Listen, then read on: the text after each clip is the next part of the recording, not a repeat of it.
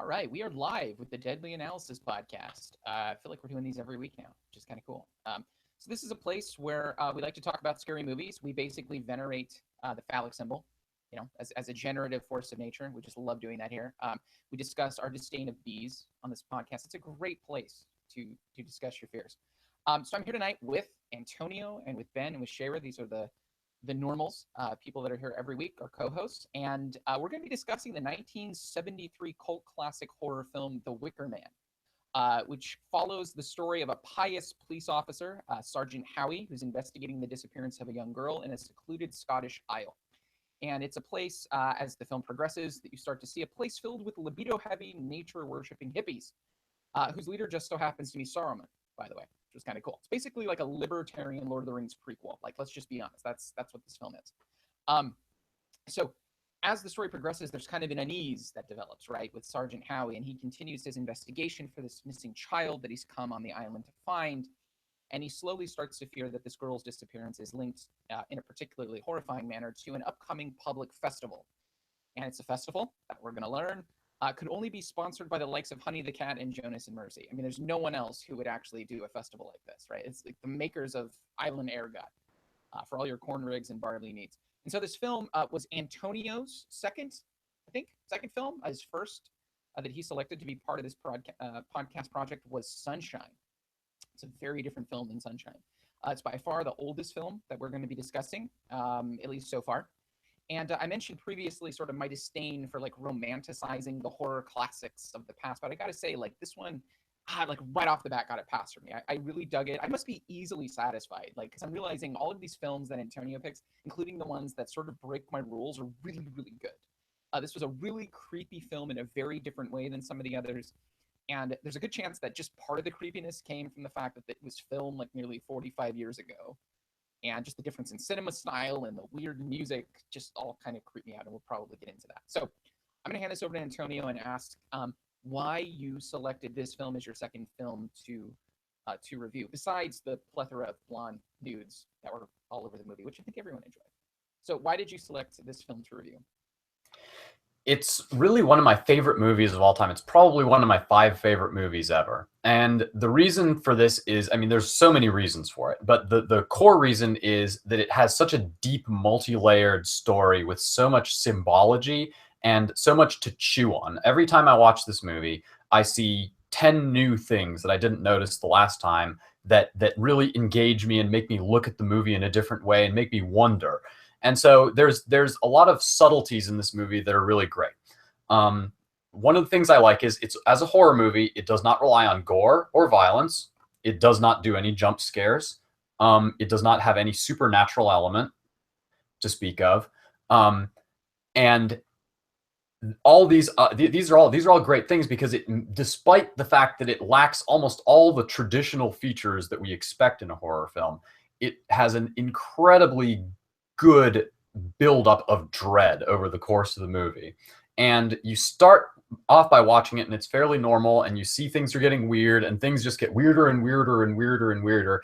And then they finally take a truly horrifying turn that really does underline that this is a horror movie. So I really enjoy that. One of the other things I really enjoy is that the morality of the film is extremely ambiguous. There's a number of different ways to interpret it. The protagonist is not necessarily the good guys. The antagonists are not necessarily the bad guys. And you can look at it in a number of different ways. And indeed, most audiences have. This is a movie that a lot of people think has a negative take on paganism, but a lot of pagans really, really like this movie also.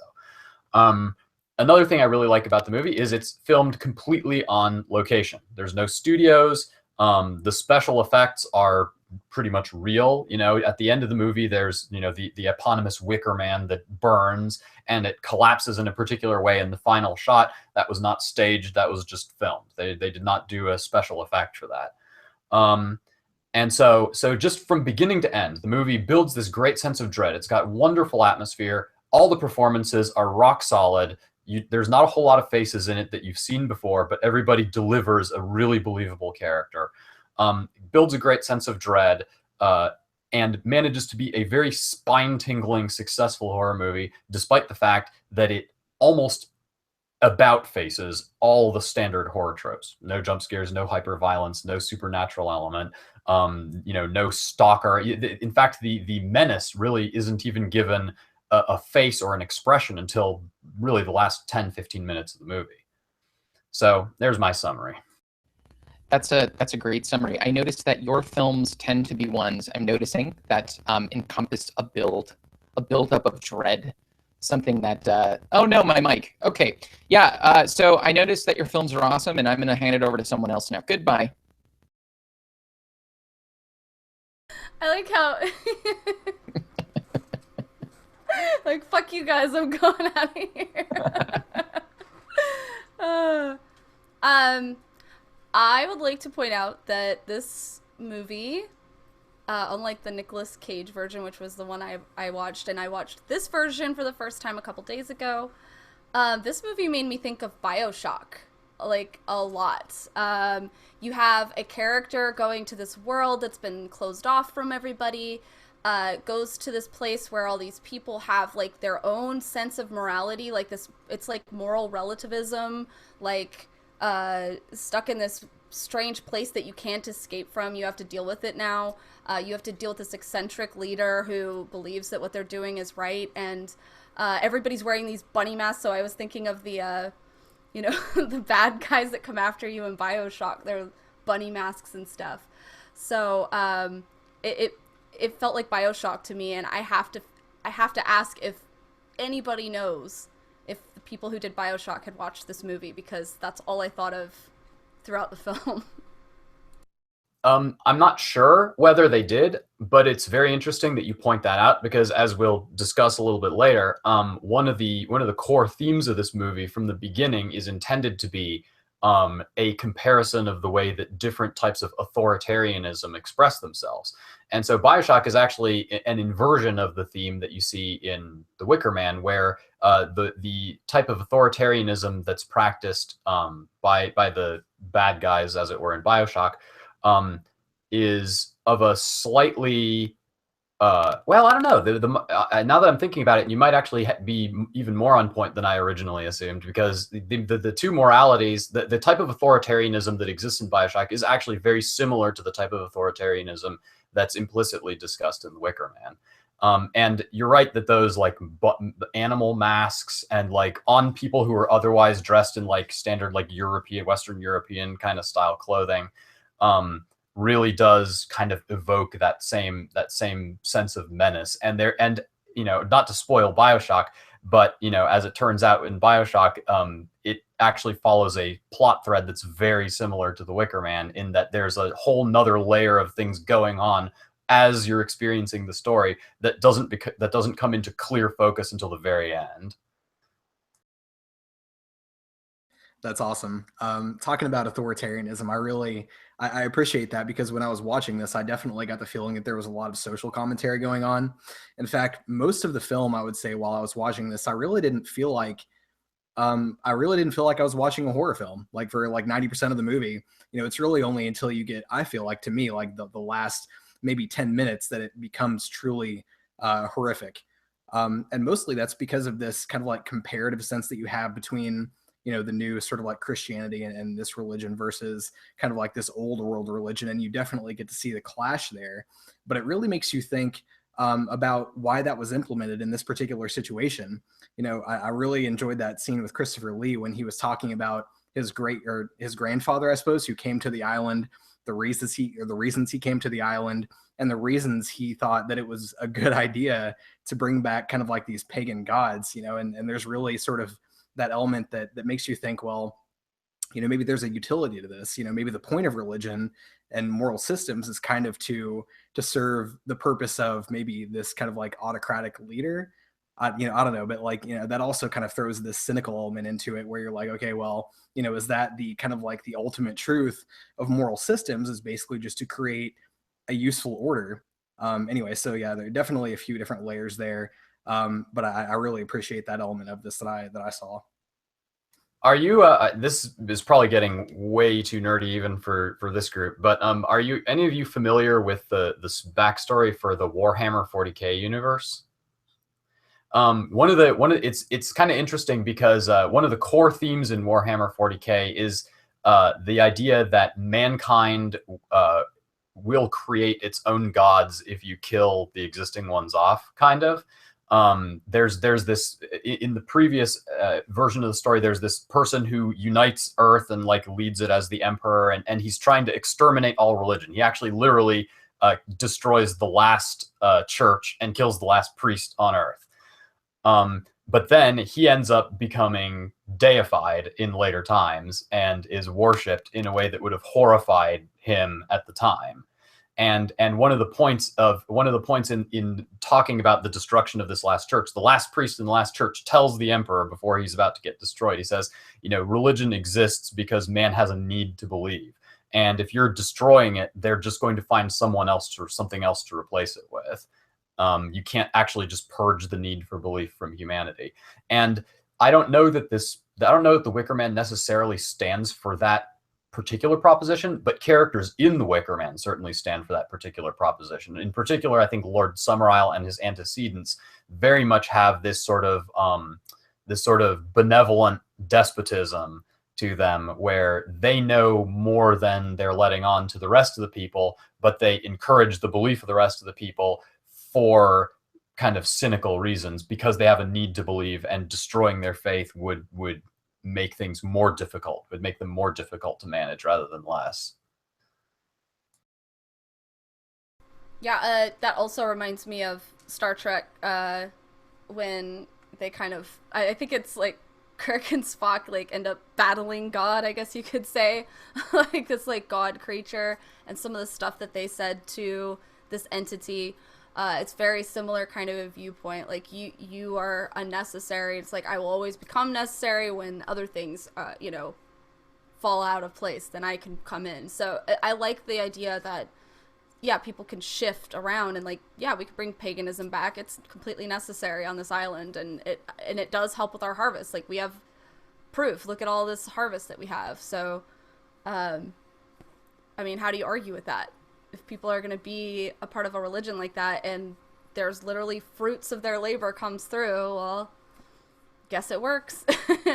And I mean, honestly, when at the end, when they were discussing about, all the things that they had basically prayed for, or I don't know what they prayed or asked for, like, it all came into play, and you could see on their eyes that their eyes lit up, and they were like, this is exactly what we needed. We got a virgin, we got someone who's a hero, we have someone who's a fool. You're all the things we asked for. You literally embodied it all. It was meant to be. And you almost wonder when you're watching it, and you're like, maybe they did actually, maybe there is some power in the gods that.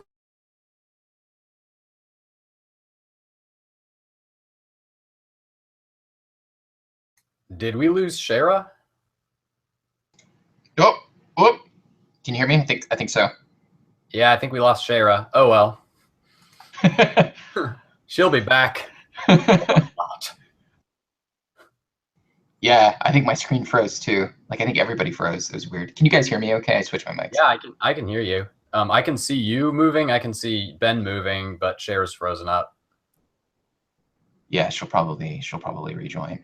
Well, if I could hop on that now that my mic's working. Yeah. I was like about to scream at my screen. I want to say something, but my mic wasn't working. Okay, so I liked what you said as kind of and I think the film projects this as kind of a something like a critique of atheism, actually, where the human need to believe something higher than themselves, to believe in a god or set of gods, that not necessarily that there's really anything there that they're connecting to, but the need to believe it anyway for utility reasons, just because we've been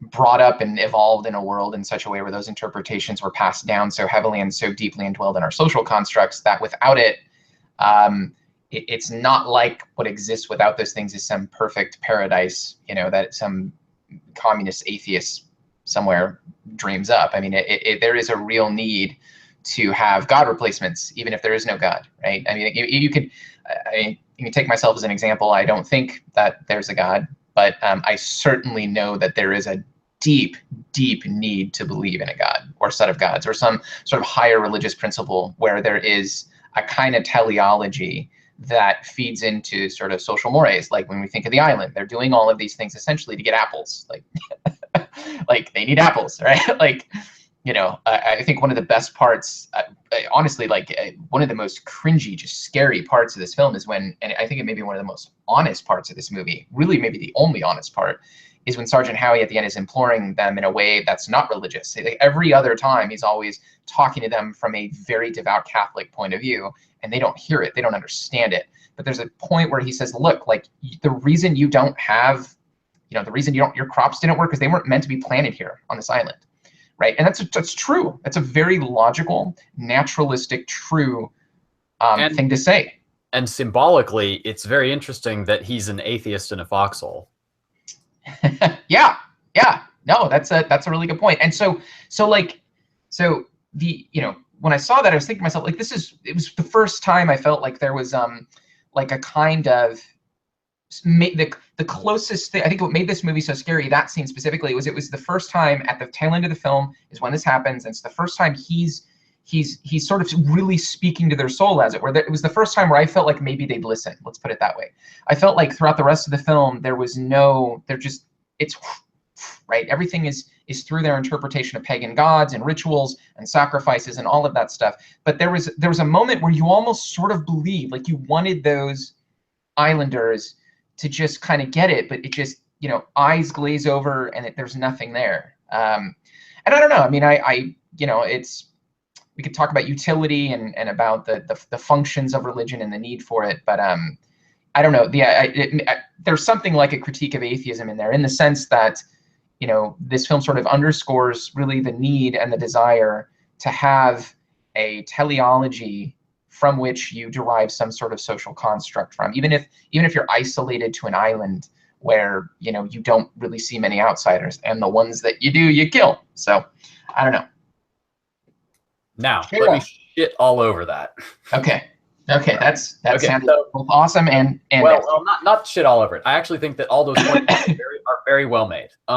Now I want to sort of zoom out a little bit and discuss what the director and the writer of the movie intended the movie to be about. And so we can start there, and then we can ask if they succeeded at that and if they built any other messages into it as well. So the writer and the director of the movie made this movie as an explicit warning against the dangers that religion poses as far as empowering authoritarianism. That's they're on the record specifically saying this is what they wrote the movie to be about. And so to give some context here, so obviously the critique of you know, Howie is pretty straightforward. You know, it's obvious that he is you know, rigid, and that he's the beetle who's, you know, going around the nail, and he can only keep going in the same direction no matter how many opportunities he's given to reconsider his course or moderate it. His rigidity keeps him going in the same direction and blinds him to the realities of his situation until he ends up meeting his doom. And it's fairly obvious that this kind of authoritarian religion is what ends up driving him into trouble, basically.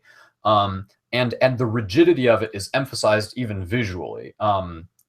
Howie's uniform is actually one size too small for him, and so that which gives him this compacted, pressed, you know, stiff look all the time.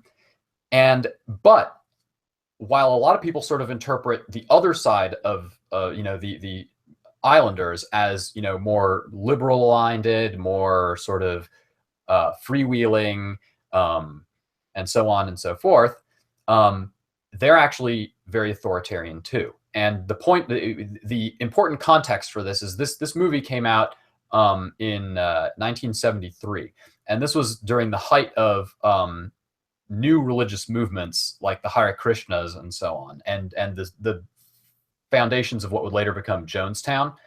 And the authors of the movie saw that a lot of these, you know, supposedly very freewheeling and liberated New Age type movements, in fact, were really just covers for a subtler kind, maybe more traditionalist kind of charismatic authoritarianism, and you see this very well reflected in the Wicker Man, where the Islanders are super indoctrinated. They're absolutely cultists in the classic sense of the term. They believe hardcore, and they are not willing to reconsider their beliefs, just as much as Sergeant Howie.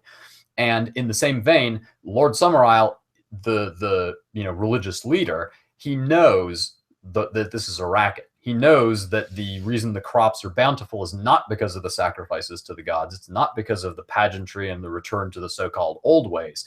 But this is all just a cover for a much more mundane explanation. And he uses the religious screen in order to control the Islanders and keep them, in line with his vision for the island. And it's really actually very interesting to juxtapose these two, because they represent pre-modern and modern forms of authoritarianism. Howie represents the state form of authoritarianism. He comes with the power of law. He has he has a code of honor. He has a strict set of rules. He is accountable to superiors, and he's got a particular process that he has to follow. And he's got these standard social mores and so on.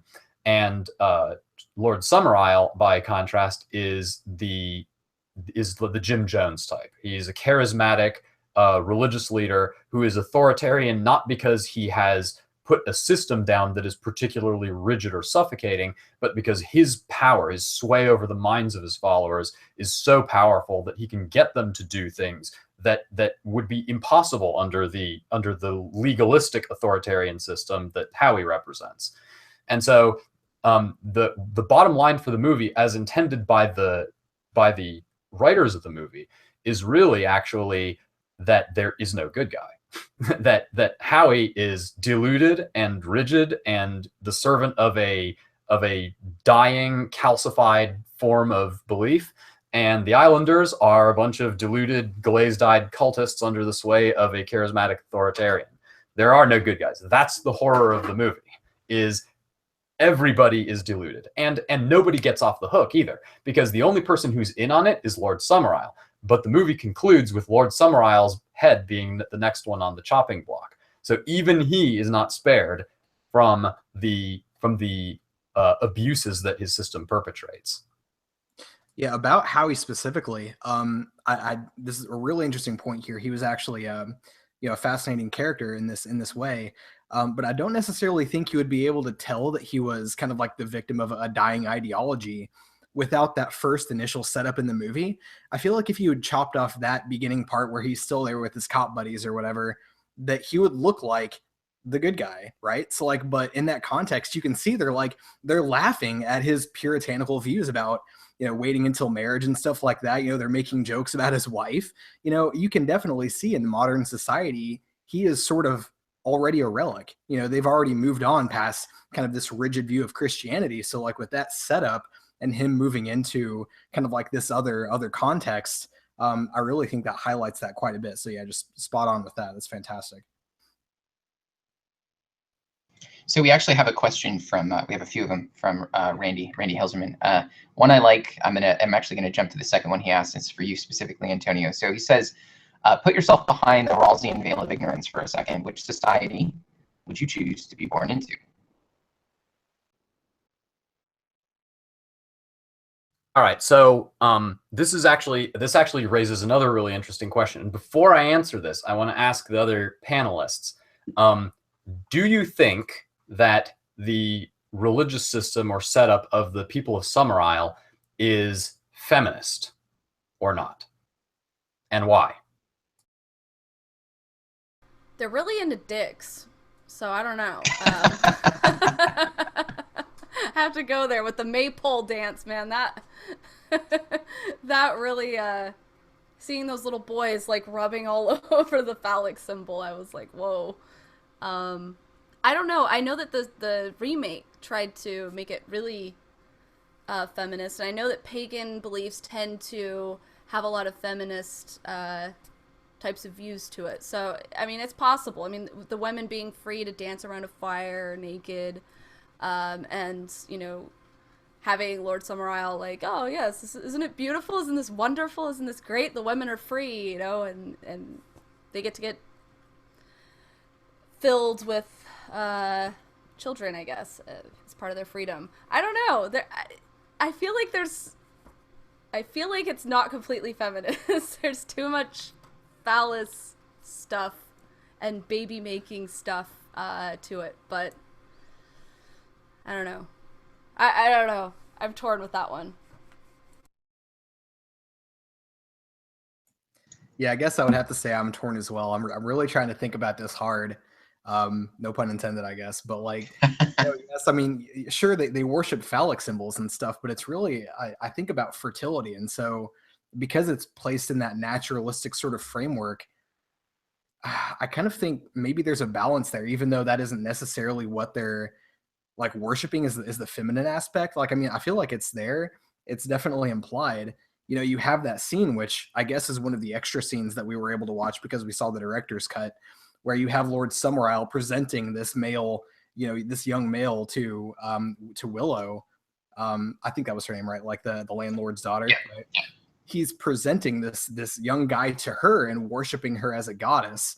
So, you know, I think there's evidence for both sides of this. Yeah, but then the old guy was like humping her from behind, and I was like, it gave me some ooky feelings. So I don't know.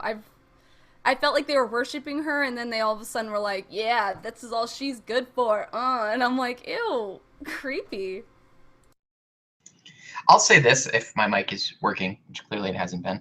Okay, yeah, it's hard for me to really answer that too, but I probably, like, if I had to sway on one side or the other, I would say it's more feminist than not. It's definitely a more feminist than where Sergeant Howie comes from in his religious worldview. I'll put it that way. All right, I'm going to contest all of those objections, all of those. Oh boy. Okay, and say that the people of Summerisle are anti-feminist. They are in fact possibly more patriarchal than the Sergeant Howie types. Explain. Okay? And so here's some things to consider. Okay, the women in the movie, what do they do? What are their occupations? If you notice, every single woman is an occupation that is considered traditionally feminine under, you know, standard social mores. You know, librarian, teacher, yeah, barmaid, etc. Right? So all the women are confined to traditionally feminine occupations. To the extent that they are sexually liberated, they are used as sexual objects. They're being viewed as sexual objects rather than necessarily as having, you know, particular agency themselves. You know, this guy's presented to Willow. Willow doesn't, you know, seek this dude out herself. He's, you know, kind of foisted off on her. And then, of course, in probably the most obviously patriarchal setup, who's the ultimate power on the island? The Lord of the Manor.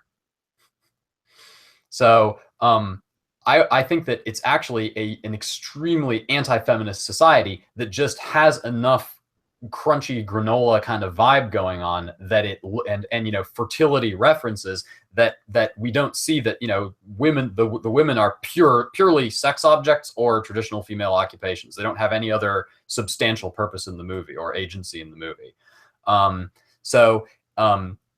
Now to go to the question of put yourself behind a Rawlsian veil of ignorance, which society would you choose to be born into? I think I would probably still stick with the Christian society. And it's simply because the Christian society, for all the rigidity that it projects, has a degree of variance in the extent to which it's required, in the extent to which adherents are required to conform. And again, that first scene in the movie in the police station is really important for establishing this framing. That in this society from which Sergeant Howie's coming, he happens to be a particular stick in the mud as compared to the rest of the society. And so I would choose to be born into that society, because as opposed to the Summerisle, the society on Summerisle, everything is determined. If you are born on Summerisle, then your purpose is already known. The Lord of the Manor already has a place for you. You know, if you're the innkeeper's daughter, then that's what you're going to be. That you're stuck there forever. And so because of that suffocating authoritarianism that isn't even justified by an appeal to feminism. It's not like at least it's a feminist society even if it's authoritarian. No, it's just authoritarian. It's authoritarian, patriarchal, top-down, and suffocating. And yes, the other side is all that too, but there's a degree of flexibility in the conformity required that you don't see on the other side. So I would choose to be born into the regular Scottish society behind a Rawlsian veil of ignorance. A point of order there. Like I've really got to take this angle to it too, and like maybe there's some added nuance here. Obviously, born American, right? We have this kind of like, I guess, jumping board to sort of think about a secular society in which we have degrees of freedom to which we should adhere to kind of like religious literalism. Maybe if you think about it that way, and our societal context is largely Christian, so we're used to that. But I'm wondering if the extent to which religious extremism would apply has something to do with the government and the system of order into which it's placed. So on the island, we do have this top-down order coming in where we have a guy who buys the island who literally just needs a workforce. And so he's like, okay, well, I'm going to give you this religion because I feel like it's going to increase your productivity. It's going to make you happy. I want to sell my apples, farm my apples for me. But in Britain at that time, or Scotland, of course, you have a little bit of more leniency, and definitely, in other contexts where you have like a constitutional democracy where it's explicitly secular, and there are values that kind of frame that, where maybe you could have a form of this kind of paganism where it's human sacrifice. Like I feel like that's really the part that makes that makes their society kind of a turnoff, is because I'm like, well, all of this symbolism, it's a beautiful society of the music, everything that they're presenting is incredible. It's just kind of like that one aspect where they're like, well, we're going to kill somebody because we think it's going to make our crops grow. Like that's the major turnoff there. So if I were to say, okay, well, I'm going to frame this into a modern society with a constitutional democracy and say, do I want Christianity or do I want this other thing that sort of is explicitly about kind of like balance in nature? I don't know. Maybe I would pick nature, but then again, maybe that's also because of my sort of like inherent biases. And obviously, like a lot of that's going to make it truly sort of like impossible to really put yourself behind a veil of ignorance, because to what degree can you really divorce yourself from kind of like those biases and actually take on that position, that that original position, right? But I'm kind of leaning toward a more liberal version of the pagan society. So I guess to the next question, which is, does a story about two different systems of morality have to be a horror movie? I think that one's a really short and easy answer, and that's a no. Like if you've ever seen Planes, Trains, and Automobiles, that's scariest movie I've ever seen in my life. Right? But we discussed that in the first episode we ever did, where it's all a perspective thing. Some things that some people might find very frightening are funny to others, so it's all based on your perspective. Horror is based on what you've lived. So our homework this week is now to go find the person who thinks Planes, Trains, and Automobiles is a horror film to them. I want to find that like who can legitimately argue for it. I bet you somebody like that is out there. Someone who has a phobia of different kinds of traveling. I have a bit of a phobia with just being in a car, so I have the automobile part, especially in that movie, the way driving happened. Oh my god. Yeah, I could possibly see it as a horror movie, actually. I bet if we put the right music in and cut it and edit it the right way, we could make it a horror movie easily. So Randy had a nice response to that, Antonio. What your response to his second question? He said, human sacrifice. Do you really think that the island society throws more people under the bus than the Christian society? Now, this is a really interesting question, and that's a great follow-up, because this kind of goes again to being born into one or the other society behind a Rawlsian veil of ignorance. Is one of the things that characterizes the more formalized authoritarian structure that Howie represents is process. And this is something that you don't see on the traditionalist authoritarian structure of Lord Summerisle.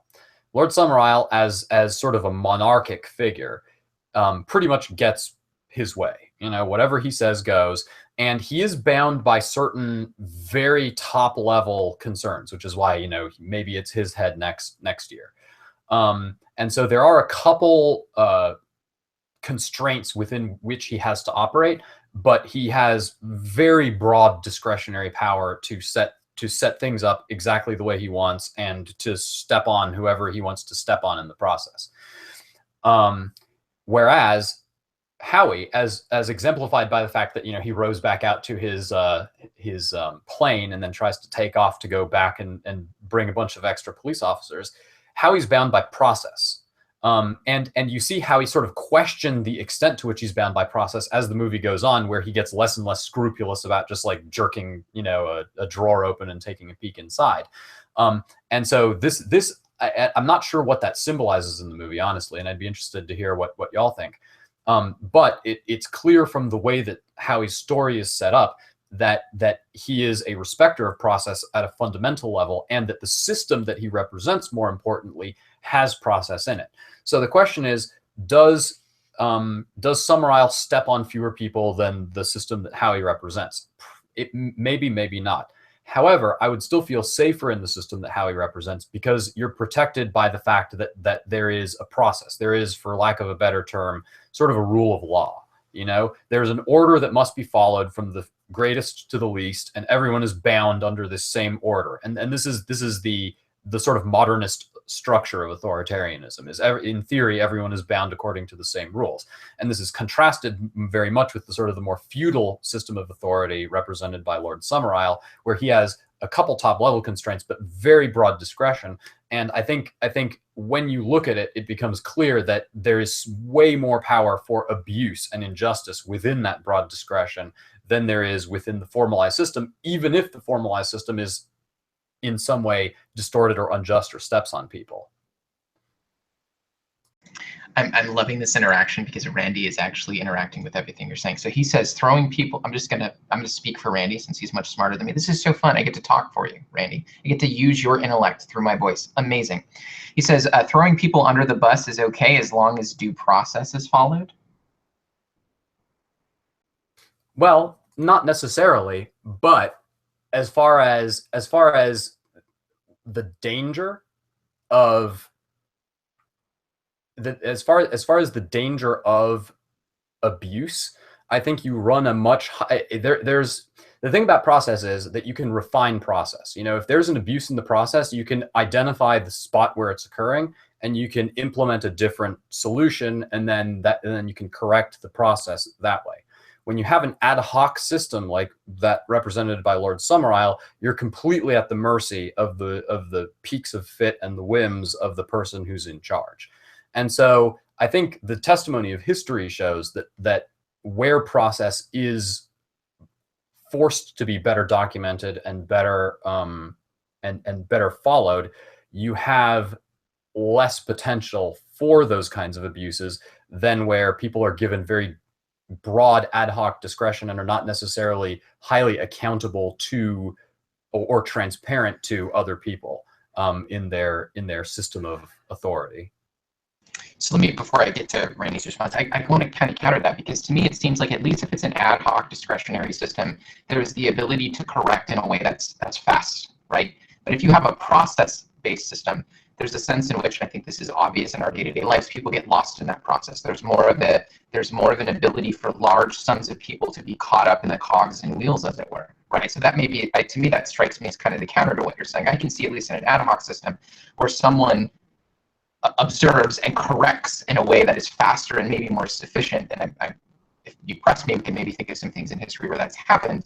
Whereas your counter is, that's also dangerous, right? That's also dangerous because those systems can be just demonstrably authoritarian, and you can cut off someone's head 2 seconds after bringing them into the castle. I get that, but it seems to me that and I see what you're saying. If you do the process thing the right way, and we look at history, maybe this benefits what you're saying.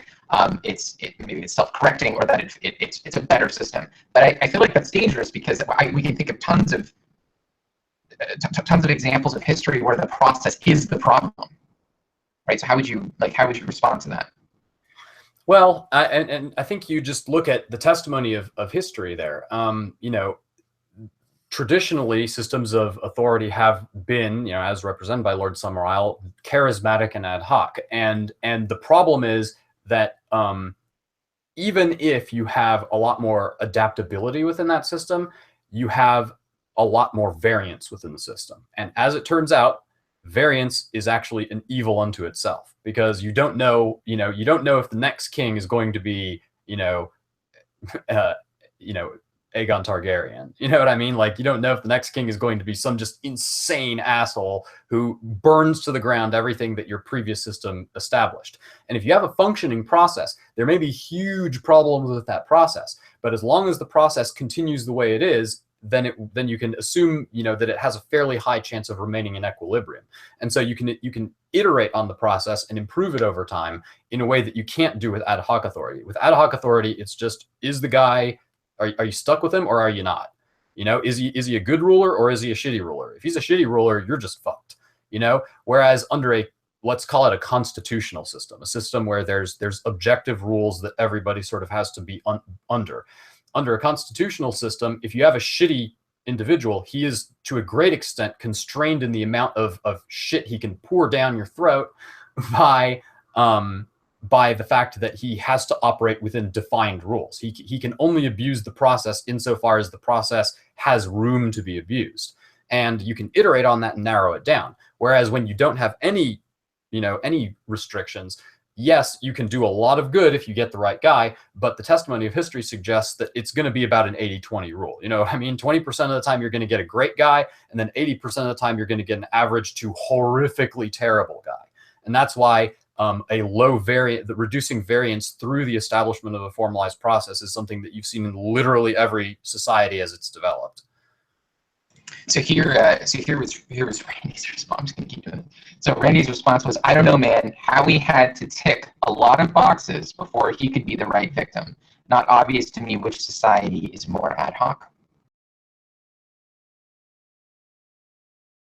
He was like a virgin fool police officer, 33.5 years old. You know what I mean? Like, very ad hoc.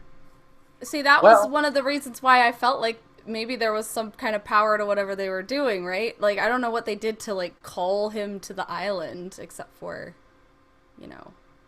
have a girl be missing or make it look like a girl was missing. But I don't know, did they do a ceremony? We didn't see the, like, starting part of how they brought him there.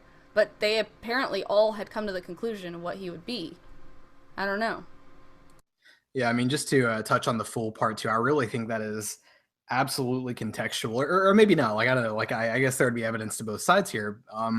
But as they mentioned, that's a fairly significant symbol. And if you know anything about like the tarot or like anything like that, like the fool is kind of this position of innocence, but also of kind of like this rough, unlimited potential. But in Howie's case, like it's almost like it comes through where he believes that he's right to such a degree that he steps into any situation and feels like whatever he says is correct or believes is correct is objectively true. And so that sort of like is most highlighted whenever he goes into this society where literally everyone he is around disagrees with him, has a different set of values. And, you definitely see the results of how that turns out in the end. I mean, he thinks he's right all the way up until he gets burnt to death. But anyway, yeah, I mean, there's some debate to which, you could say that he was kind of like objectively a fool, and like how much of a box that really is to check off, or more of the product of kind of like their design of setting up the situation. Well, I mean, he literally dressed as the fool. Like, he took the fool's outfit. Like, he literally dressed as the fool. Like, if I had, a assigned amount of things that I'm supposed to look for in him, I would see that as like, oh, okay, this is getting weird. Like, whoa. But on top of that, he acted like a fool as the fool. Like, I don't know if you remember, but when Christopher Lee's dressed up like the woman, he was like, you're dancing all wrong. That's not how the dance is done at all. Like, he looked like a fool to them in their culture and what they're supposed to be doing. Like, he was a fool as the fool. Like, he couldn't even be the fool. He was a fool as a fool. Like, he was foolception. Plus he didn't fuck the blonde girl, so dumbass. Just to call that out there, maybe on the more of the appreciation aspect, I love that scene so much because he's literally calling him out and saying, act the fool, and he dances and acts the fool on command. I mean, it's an allegory, I feel like, for the entire film. It was just beautiful, absolutely beautiful. All right, so Randy suggests that we may have to choose between two options of the Lord being an ad hoc dictator, or the Lord is also vulnerable to being a victim of the cult. Now, I don't think I think that's actually a false dichotomy, because the nature of charismatic leadership, is inherently that it's unstable.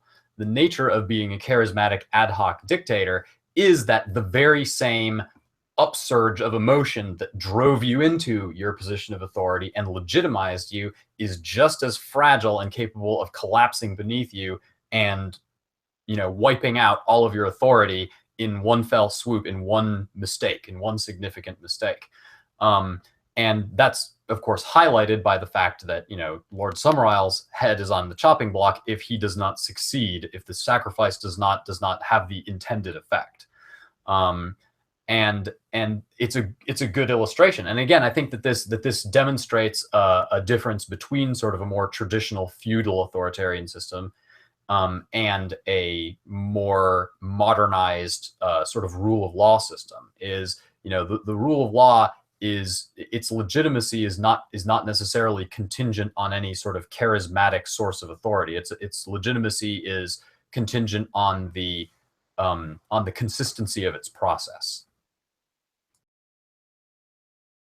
Just to ask a question there, though, I mean, ultimately, isn't that the fate of kind of like all monarchs? Is that if their society fails to such a point that there is significant unrest among the people, that they're kind of on the chopping block anyway? I mean, not to go back to the yes, to go back to the French Revolution. Like, I mean, you definitely see that there, where if you have kind of like inequality to the point where the people will no longer abide their ruler, they're going to come after the ruler. I mean, that's one of the things that I found really. To my mind, one of the really best illustrations of this that you can see, and you can actually see it on camera, is you just look up an early Nicolae Ceausescu and an old Nicolae Ceausescu. If you look up Ceausescu in his youth, when he was, this dynamic leader who was firing Romanians up for communism, you see this, adulation and this cult of personality and this, this charismatic authority that he possesses. And then if you look at the footage of his final speech before the revolution broke out and he was, dragged out and killed, you see he comes out initially expecting that there's, since he's out of touch, he comes out expecting this same kind of adulation that he's been accustomed to. And he starts speaking in these same grandiose, megalomaniacal terms about, all of the greatness that he's going to bring to Romania and blah, blah. And the mood of the crowd sours and sours and sours and sours. And at some point you see Ceausescu realize it, and he's terrified because he sees that everything that underpinned his whole system, his whole regime, his whole legitimacy has just bottomed out, and there's no bottom. There's just this pit of spikes at the bottom. I think it's a really, really chilling illustration of, kind of where Lord Summerisle might end up next year. Did you get the vibe that he recognized that at the end of the film? I couldn't tell if I thought to myself I think yes. Okay. I think Summerisle understood that he was next on the chopping block. I think that he doesn't. I think that he's arrogant enough that he has faith, so to speak, that one year out of all these past generations for crop failure is not really phasing him too much. But you do see just a little hint in his eyes of he does a little fear. Mm-hmm. You see it, and then he goes no, and then gets confident. And I don't know if that was Christopher Lee just doing the best acting ever, or if I don't know, just everything magically came into place, because I read that when they were doing that scene, it was they did it quickly. The reactions from the actor who, saw the Wicker Man that he was going to be burning in and going into it, he was not aware of a lot of the stuff. They had to rush it at the end of the filmmaking. So I almost wonder if just all of these reactions that just fit so well is them just reacting to just playing out the script really quickly. I don't know. Maybe we got some real humanity from it. That'd be crazy that one inflection, he's it was just a rush to film that scene. Our interpretation hinges on a rush scene. That'd be amazing. how about that Bible verse at the end, by the way? Like, I'm amazed that they wrote the movie so that he could spout that at the end and have it just track exactly. He hath laid waste your orchards. You know, just, it was so good. So good. So well foreshadowed. And you know, obviously there's a lot of symbolism in that final scene as well. In that you know, in the final scene when the Wicker Man burns down, Howie is symbolically decapitated because the Wicker Man loses its head. At the same time, of course, you know, he dies screaming failure, and it's sort of implied that he's probably right. I think the movie wants us to think that he's probably right. And that kind of is a tragedy of, I think that's a tragic element in the movie where, you know, Howie's dying for nothing because it's not going to bring the crops back. It has nothing to do with the crops. He is dying for something. They literally gave him the greatest gift he could ever get. Like, no one could actually give this gift except for that island. They made him a martyr. Martyr. Yep. That is the best gift anyone could give someone. And if he truly believes that's it. That's actually a brilliant point because obviously Howie is not happy to die a martyr, despite the fact that he ought to be. And so one of the messages of this movie really is that these authoritarian systems end up victimizing their highest exponents. You know, Howie ends up, you know, rigidly sticking to the Christianity that should tell him that he's delighted to die a martyr's death, and he gets exactly what his faith has always told him he should be expecting. And then all of a sudden, when confronted with it, he goes, oh shit, this is not what I wanted. And, you know, while it's not shown in the movie, I have a feeling that there's sort of an implicit notion that that's also Summerisle's ultimate fate is, you know, to have felt like he had, you know, to have put all of his stock in the system, and then at the end, the system, the authoritarian system that he wanted to serve his interest, is going to turn against him and destroy him. What if he would have slept with the innkeeper's daughter? What would have happened? He would have been fine because he wouldn't fit in with their, you know, three-part criteria. So. Yeah. Yes, and that's actually a really important point in the movie is that it's the adherence to these authoritarian systems that is what downs you. You know, if had Howie proven willing to compromise at any point, then he would have made it. You know, if he had just opened his eyes a tiny little bit more, then he wouldn't have fit the criteria, and it probably would have actually been Lord Summerisle who got. Which is really unique, right? When we think of like modern cinema, we think of it's the people who compromise that we think of Scream. It's the people who smoke, who have sex, who give in, who compromise. They're the ones that die. And in this, it's absolutely reversed, perfectly reversed. It's the anti-Scream. It's the anti-Scream. Despite the fact that there's, oh, Jesus, God, no, at the end. Yeah. I don't know, guys. I feel like it's so much more practical this and maybe it's just my lens for viewing the film. And I definitely have appreciation for things beyond the social commentary. Like, you know, it's brilliantly done. I mean, there's so much in there that really kind of like tracks historically, and there's a lot of really cool stuff in there. But in terms of like his actual actions, and like maybe if you were to think about this in a real world situation, Summerisle, when he was talking about sacrifice, he was like, yeah, I mean, yeah, animals are good. You know, children are even better. But then you have this adult, this particular kind of adult is the absolute best. And even if you knock out one of those criteria, I mean, it's still pretty good, right? I mean, it's the best you got, you know. I mean, it's this guy that meets 2 out of the 3, and to quote Jack Nicholson in Mars Attacks, 2 out of 3 ain't bad. He's the creme de la creme. Now, another thing I want to point out in this movie is that the authoritarian systems also bend back on each other eventually. Like in the underpinning, one of the main takeaways as far as the comparative religion of this particular movie is that it's emphasized that both Howie and Summerisle really kind of believe variations on the same thing, in that it is very heavily emphasized that Jesus is also the same trope as you see in the island religion, just remixed. In that there's this dying and rising, this cyclical death and rebirth, that has associations with solar cults and fertility. You see it, obviously, it takes a very different form in Howie's Christianity than it does in Summer Isles. But you see the same sort of tropes in that, as opposed to reincarnation, there's resurrection. But it is still the notion of someone, and of course you see this in church where Howie reads the Last Supper. He says, he says, take this bread, break it. This is my body, which is given for you. Take this cup and drink it. This is my blood, which is shed for you. And these are very it's sacrificial language.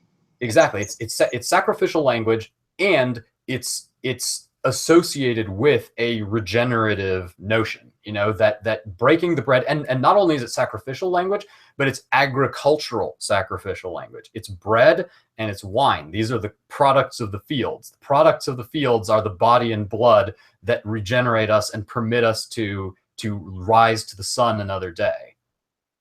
So they're equating the two systems as ultimately just both sort of the tyranny of harvest deities, the sanguinary, demanding nature of harvest deities, and you see this honestly juxtaposed in quite a few scenes. For example, if you watch while Howie's reading the epistle, over on the left, there's a very clear skull and crossbones up behind the altar, and this skull symbology is something that you see repeated at several different points during the film, and obviously there's a connection between them. Well, even in a much less deep way, like in a very basic way, they just both think each other's gods are false, which I got a kick out of. I loved it. Just the conversation. Howie says, "Well, what of the one true God?" And Summer Isle says, "He's dead. He can't complain." Made my whole day hearing that. It felt so good to hear that. It was just really nice. They both just kind of like talk past each other. They both see the same thing, but it was like they were both sick in different ways. I don't know.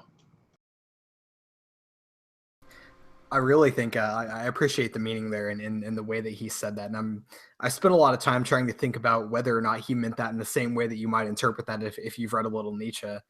And I definitely think so, right? Like, in that definitely kind of like echoes back to that point about, well, what is sort of the function of God, and like, what is God's effect on society? And so if you think about kind of I guess Nietzsche's point there about like why God is dead, we're trying to reach past that to something greater, or at least ideally, man is a bridge and so on and so forth. But in this particular case, I really think that Summer Isle and his point might have been that, it no longer furthers the needs of his sort of bubble of humanity, right? Like, there's no spirit left. And it also might mean that, obviously, like, there were churches on that island before. It was a Christian island, but, they prayed and they were in poverty. They were trying to do the best they could with their land, with, trying to harvest from the sea, and it just didn't do anything. Their prayers were no good. They fell on deaf ears, right? So, like, time to try something new, I guess. Yeah, I actually think it was one of even though the language is very Nietzsche, I actually think it was one of the most like un-Nietzschean things he could have said, because I think his next line was something like, he's had his time, or something like that. Like, the God has had his time. He's been used up, right? There's that idea that we've moved on. We're trying this other thing, this other God, right? Yeah, but it was just kind of interesting to see that conversation.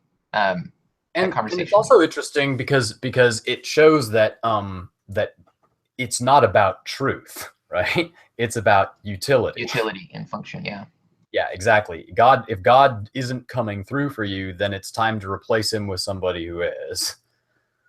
And that is really interesting. Because obviously it makes religion into a very, very sort of cynical, pragmatic enterprise that is just about, achieving particular results and controlling people in particular ways, rather than trying to get at the deeper truths of the universe in any meaningful way. Did you guys notice, just to throw like a completely separate thing out here, from a cinematic perspective, there was almost no music whenever there was dialogue, but whenever there were sequences of non-dialogue, there was like music videos, like Irish, Scottish folk music. Folk musical was actually a term they used in the book that I'm reading right now, of 1001 Movies to See Before You Die. It called it a folk musical. So when I went into this film, I was like, a musical? What the fuck is this shit they're making me watch for this now? Like, I was like tripping.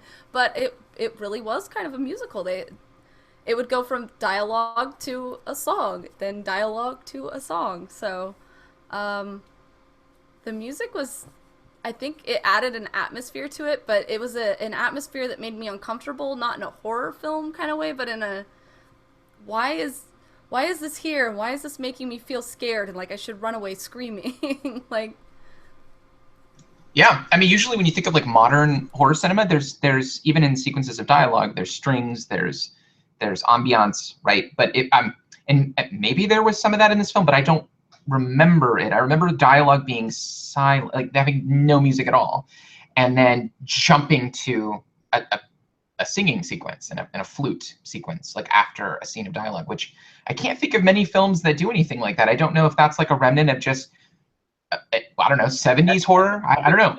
Music is also all significant. Like every single song has something directly to do with the plot.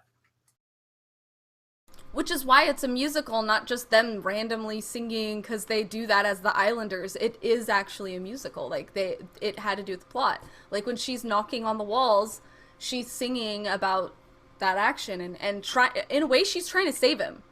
Like she's trying to save him from his death, and he is just not going to do it because he's so stuck in his principles and ethics. Which is why I think the main theme of this is moral relativism, in that his moral relativism is that this is how you're supposed to behave, and this is what they think that you're supposed to behave like. But she's still trying to save him from her own culture. Like, she's the saving grace. And he doesn't take of it. And it's because he saw her as, like, the fruit in the Garden of Evil, or Garden of Eden, and the evil tree. But she wasn't. She was the saving grace. She was the way to keep him from getting harmed. Well, I mean, unless you go with the 2 out of 3 ain't bad thing, which I don't know. Maybe he would have gone to that, but we don't know. I feel like the blonde could have saved him. Yeah, to build off that, I got some vibes of something like certainty being the driving force that ends people's lives in this. That it's the idea of certainty. I mean, I think Sergeant Howie's Catholic faith, his Christianity, I mean, clearly gets him into trouble. His rigidity clearly gets him into trouble here. The Islanders, their rigidity will clearly get them into trouble in the future. You know, the next season, if there's no apples or no harvest, their interpretation that they have currently is going to just continue to pursue that. They're not going to actually fix the problem. They're going to interpret it the wrong way. So there's a sense in which certainty is a problem here.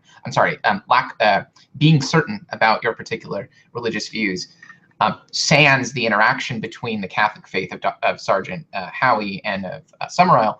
I mean, just the certainty itself between those two kind of creates problems in this for both parties. So I mean, and that's what's so funny about it, because like the fact of the matter is, this is about moral relativism, but they all believe that morality is objective, but they have different ideas of what that is, and that's what causes both of them to have a problem.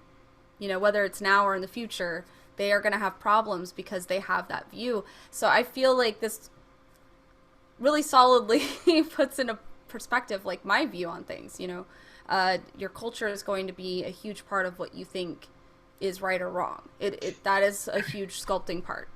Well, I think, and that ultimately feeds into Antonio's conversation about like authoritarianism, right? I think that's the next logical piece of that conversation, is that these religious interpretations are really secondary. At least that's the interpretation I'm getting from Antonio, that this is really about authority and power, and it's secondarily about religion. When I was first watching it, I got the vibe that it was primarily about religion on a broad scale. I mean, there's different things we could draw from it, but for the most part, I was sort of getting from it that this is a religious film first. But you're right. I mean, it may be given if we want to bring in moral relativism, it would seem to me that just underscores the idea that this is about utility, this is about authority, this is about power first, primarily, and then religious ideals secondarily. I don't know. There's something in there. Oh, sorry. Go ahead, Ben. I was just going to say to go back to the certainty point there just for a second. I really find this enjoyable, and it might not necessarily have been a main point of the film, but if I could, to quote scripture, I believe it's in there, pride cometh before the fall, correct? So I really feel like this certainty aspect in your own sort of view of looking at things is kind of a marker of pride.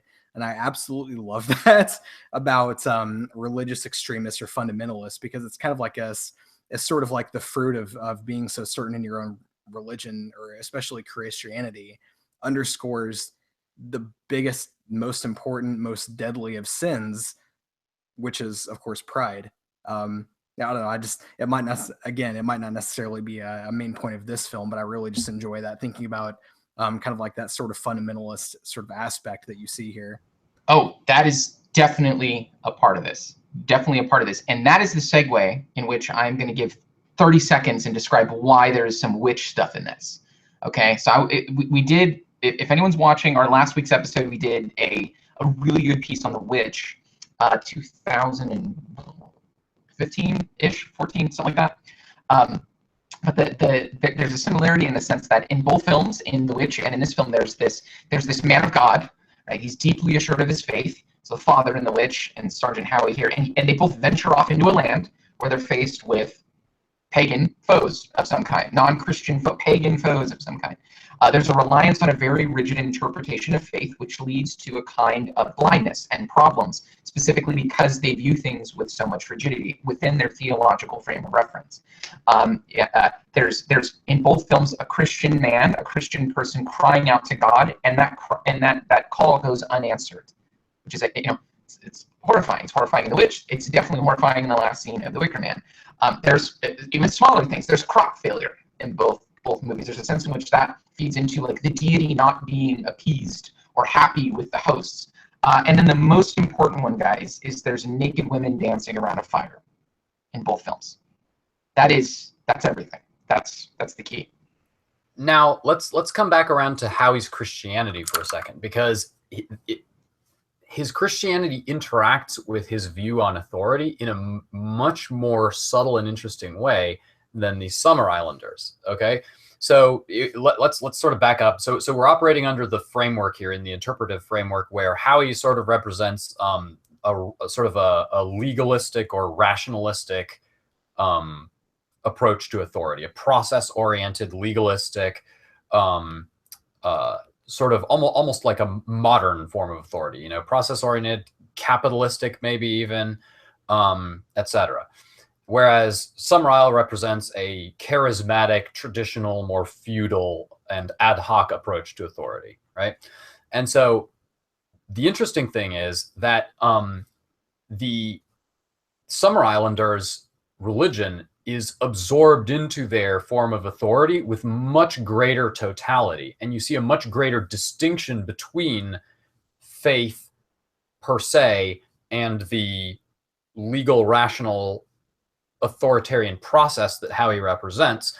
And to go back to Randy's question, this is another reason why behind the veil of ignorance, I'd rather be born into the Scottish society, because consider Howie is depicted as being the most devout Christian character in the story easily. I guess his other fellow constables are probably, nominally Christian, but they're not as Christian as he is, as is clearly indicated.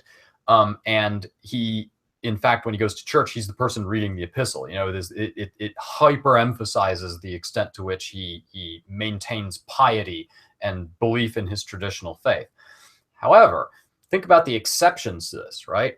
So when in the very first scene, there's the fellow constable points out Jesus saves, graffitied on the wall. Jesus saves, Jesus lives.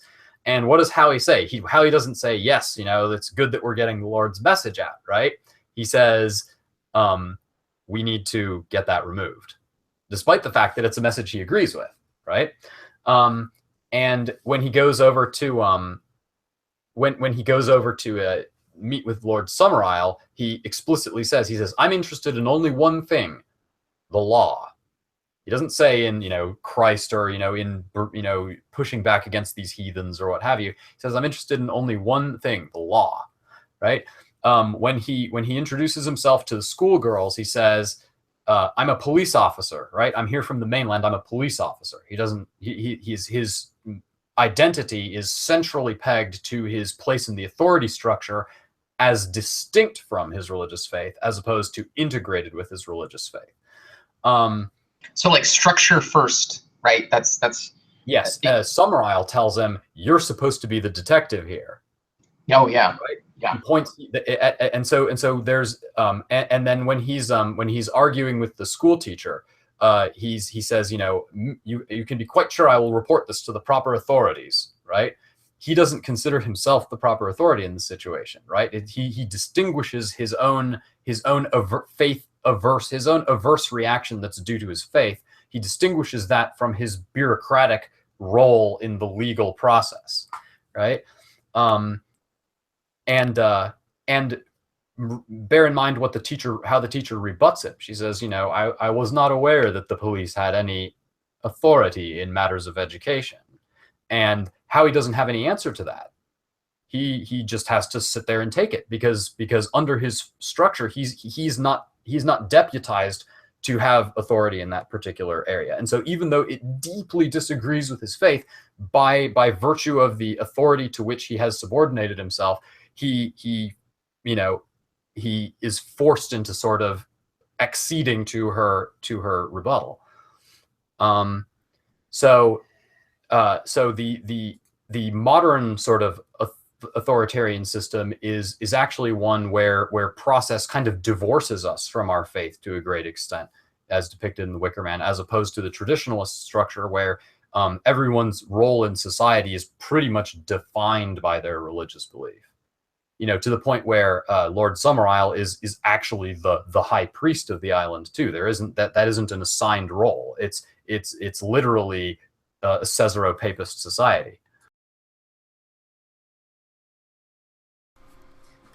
Did anybody else feel like, when watching this, did anybody else feel like we had a disappointing situation where Christopher Lee was never in Doctor Who as one of the doctors?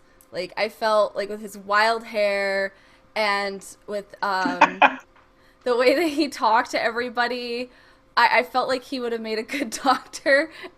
And I think he's one of the most interesting characters I've seen in any of the movies we've seen so far. Well, he classified this he had made some comment about this film being the one that was his favorite, that he thought he did the best in. I think actually in all of his favorite role and also his favorite movie that he acted in. Yeah, and he personally called critics all across the world and offered to actually pay to have them see the movie because he was so sure that this was the performance that he wanted everybody to be aware of. And do you know who was countering him the entire time? There was a person at this time who called a bunch of people also and tried to make sure that nobody saw this film. Do you know who that person was? Rod Stewart. Over his girlfriend at the time, Over his girlfriend. His girlfriend at the time was the innkeeper's daughter, and he did not like all the scenes where she was naked. It really bothered him. So he made a bunch of phone calls. So much so that they ended up getting a butt double for her. So the butt that we see is not actually her butt, it's somebody else's butt. And so I was watching something about this, but basically these guys will come to her all the time with a picture of her butt from this movie, and they're like, "Please sign this," and she's like, she refuses to sign it because that's not her butt. And it's not because she's against the nudity, she's just like, that's not my butt, I can't sign it because it's somebody else's amazing ass. Someone else's ass. Yeah. Standards. Yeah, I saw this on the Kermode thing. Yes. It's amazing that her boyfriend stopped her from showing her butt, and it kind of goes into what the movie. Yeah. There's an irony there. The patriarchy stopping us from being free to show our bodies and our nudity, which is Are you sure, so funny. Antonio? Are you sure, Antonio? You want to live in the Catholic version of things? Can't even sign someone else's ass without, I mean, really. Can't even see her ass. I would have rather seen her ass. Yeah, they got a so I think what happened is they got a local, like a Scottish 18-year-old local, to come do those sequences. I guess the innkeeper's daughter, the actress, was pregnant at the time, so she only did like scenes from here up, and so they got like an 18-year-old local Scottish woman to do those scenes. Anyway, yeah, Rod Stewart. Rod Stewart did not like this. So let's go back to intellectualizing everything. And so how many of y'all noticed the symbology in naming in the movie? So for example, for example, Howie means hollow. Neil, which is his first name, means champion. His girlfriend is Mary Bannock. Mary, of course, the mother of Jesus. Bannock being a type of bread, sometimes made from barley. Ooh. And Summer Isle meaning naked blondes. That's my understanding.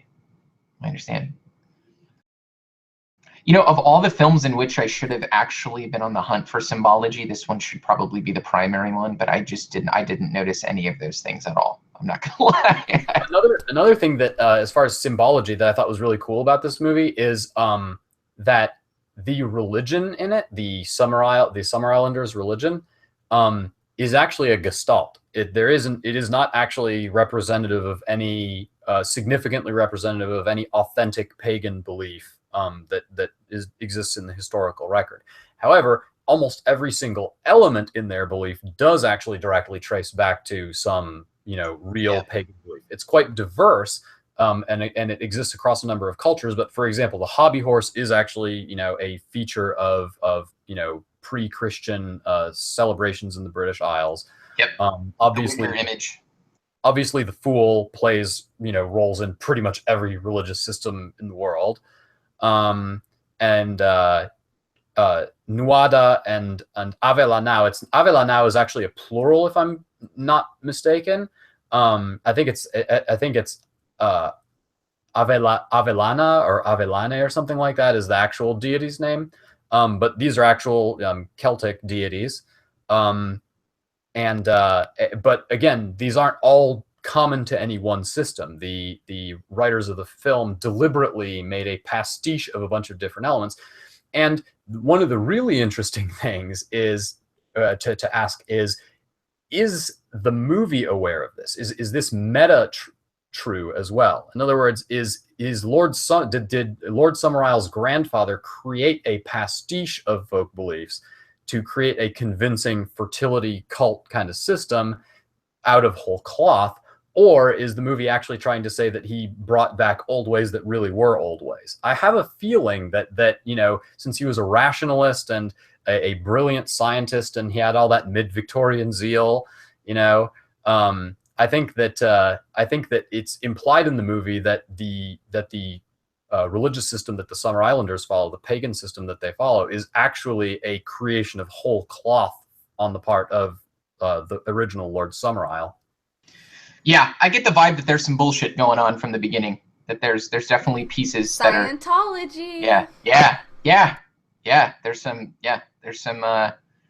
some bullshit in there, and you kind of see that traced down. Well, I mean, just think of the origins of what Ben was saying, and just the way the film projects us, the sort of the reason why he did this to begin with. I mean, the origin is sort of an kind of immoral. It's a way to control people. It's a way to control islanders. And to that sense, it makes you sort of skeptical of like the legitimacy of any of the pieces he puts together in order to control them, right? If it's really from something like an historical past.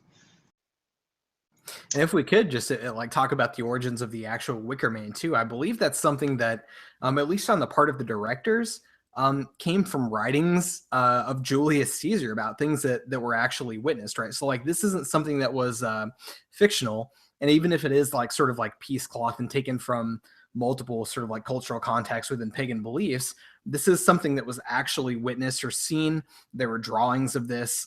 Of actually like existing in this area of like these islands around like Scotland and stuff. So I mean, I thought that was like particularly interesting too. What's more interesting is that that might be bullshit.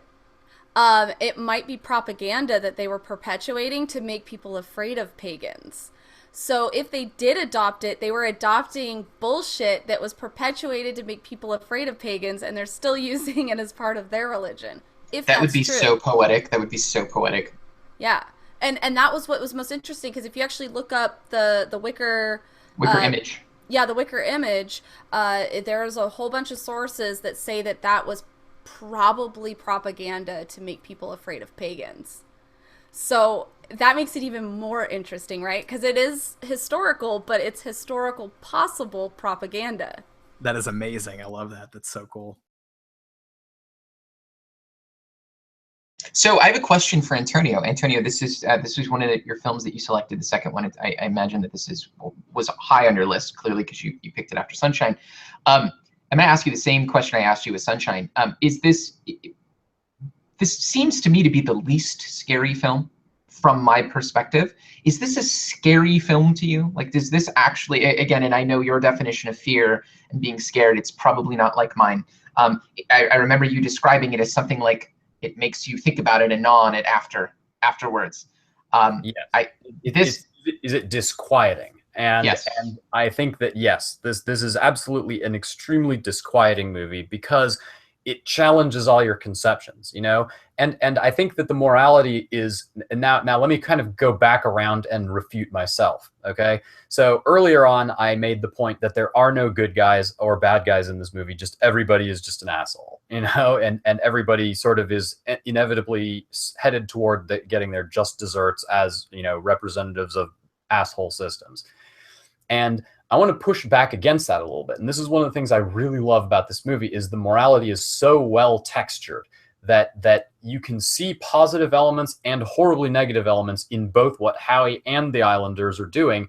And while I think that on a whole, it's a condemnation of authoritarianism, as you can see by the sort of elements of suggested compromise, the moments where it's implied that he could compromise. I think this gives the morality a really lovely texture that makes the questions a lot subtler than a lot of other films might make them. For example, you know, like I said, the Islanders and Howie are both representatives of authoritarian systems, and they are both sort of tragically strung along by those systems. On the other hand, I do think that there's an actual good argument that Howie is a heroic character in the movie, that he is actually the protagonist of the movie in a real sense.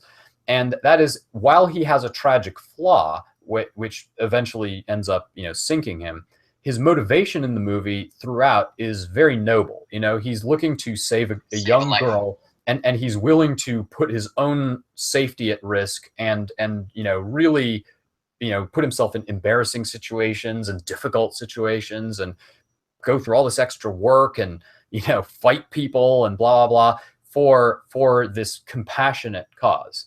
And when he finally, you know, dies, he is in some sense he in some sense sort of accepts the necessity of his sacrifice at the very end, or at least the inevitability of it. And it's not a mistake that they put him in a white robe, which is the classic garb of the Christian martyr before they burn him. It's very obviously intended to end on a martyrial note for him. And I think that there is a heroic sort of aspect to his death, you know, in that he proclaims, he prophesies and proclaims a curse upon them in a very sort of classic Old Testament kind of way. And you can contrast this with the Summer Islanders, because the Summer Islanders are purely in this for themselves. There is no noble motivation. All they want is they want their fucking apples, you know? But is that true? Because that may be part of a deeper thing, right? Because you could argue that, yeah, it's like in a very deflationary way, it's they want them apples. They want them apples. But they also want sustenance. They want to survive. So there is that sense of they want to live, just like Howie wants to save the life of one person. You could argue that they want to save everyone's lives. Live, though, because as Summerisle points out, when Lord Summerisle came to the island previously, the people that are there today were already there. They were just scraping by harder than they are now. Now Yeah, they enjoy a okay. great amount of prosperity as a result of, as you can see the manor and all these manicured lawns and this school, and they have a fucking library that's like Yeah. stocked for like in a village of like 200 people, So That's fair. That's fair. So they've profited tremendously off of this association, but they were surviving before. He said what was the term he used? Scratching a living out of sea and sand or something like that. And it's conceivable that if the crops fail again, that they can go back to scratching a living out of sea and sand, as it were. And so their motivation is completely cynical. They want them apples, and they are not above lying and abusing and manipulating and murdering in order to get it. And not only that, but they feel absolutely no hesitation or remorse about it either. Howie experiences a number of moments of doubt where there's a real interaction where he's asking himself, what's going on here? Is this the point where I break, et cetera? Especially the scene where Willow tries to seduce him. It's obvious that there's a wavering there that you do not see at any point with any of the Islanders. All the Islanders are cold as fuck. They are cold, cold, cold. All they care about is getting his ass dead in that Wicker Man at the end. And so I think in a realistic sense, while the systems of authority that they represent are both critiqued fairly heavily in the movie, there's grounds for seeing Howie as a heroic and compassionate character and a sympathetic character in a way that the Islanders are not. And the Islanders are villainous and cynical and evil in a way that Howie is not. Well, like I definitely, okay, I got to step in here. Yes, I definitely agree that there are grounds to say that Howie is the hero if you're born into a Christian society. I don't think there's anything inherently ignoble about being prosperous. All they're trying to do and all he's trying to do is what they believe is correct. They're trying to get by. They're trying to secure their own survival. They're trying to secure their own prosperity. And even if you look to Summerisle, he's only trying to secure his own sort of like born divine, maybe divine right to rule. Like he's just sort of like pursuing these interests that are outside of anything that are sort of grounded materially. It's really just about the society itself and like just trying to get by. There's nothing. But the Summer Islanders think it is acceptable to exploit people who do not buy into their religious or system or their system of authority. They think it's okay to manipulate, exploit, and kill people who are not part of their system of authority in order to achieve their goals, right? In other words, the Summer Islanders could have sacrificed Rowan Morrison. They could have sacrificed Lord Summerisle. They didn't. They chose to sacrifice Howie specifically because he was more convenient for them.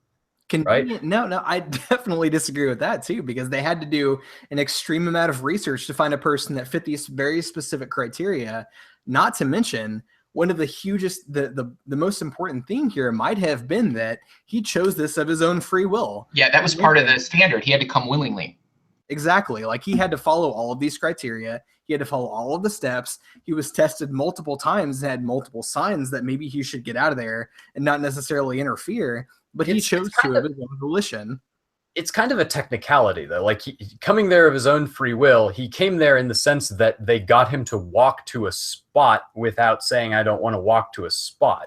But it's not like they actually said, hey, we want to sacrifice you. Why don't you come over here where we can sacrifice you? And he was like, yeah, I'm down for that. So the question, so the notion that it was a free choice is again, cynical. The idea that he came there of his own free will. Yeah, he came there of his own free will, technically, which is, of course, the best kind of correct. But it is still a moral stretch, even if it isn't a formal stretch, to say that he came there of his own free will. But to even like go to the point where you're talking about a moral stretch, like obviously we've established here that there's a sort of relativism in play. So clearly everyone is sort of obligated to follow their own moral system. And so like, there's definitely a conflict there. They're fighting over sort of both of them are in the end fighting for their right to survive. And so like, there's no clear winner there. There's no one person who's objectively right. And so there is nobility for fighting for your right for that position, to have that life, that continuance. And there's no dishonor on either side, but there is clearly a nobility in that strife. Howie deserved to die because the Islanders had the will to power. I was going to say, Antonio, your perspective is interesting because there is a kind of transcendence to these systems when they conflict. Your view would sort of assume that there is a kind of moral hierarchicalism such that Howie made it to a higher rung than the Islanders, which I find interesting. I don't know if I buy that, but I can see the appeal for that. But I'm wondering how much of the appeal for that is because I come from a system that's infused with the same sort of moral lingo and the same sort of moral foundations as Howie. The thing that everybody in the Wicker Man agrees on is that sacrifice is a good and powerful thing.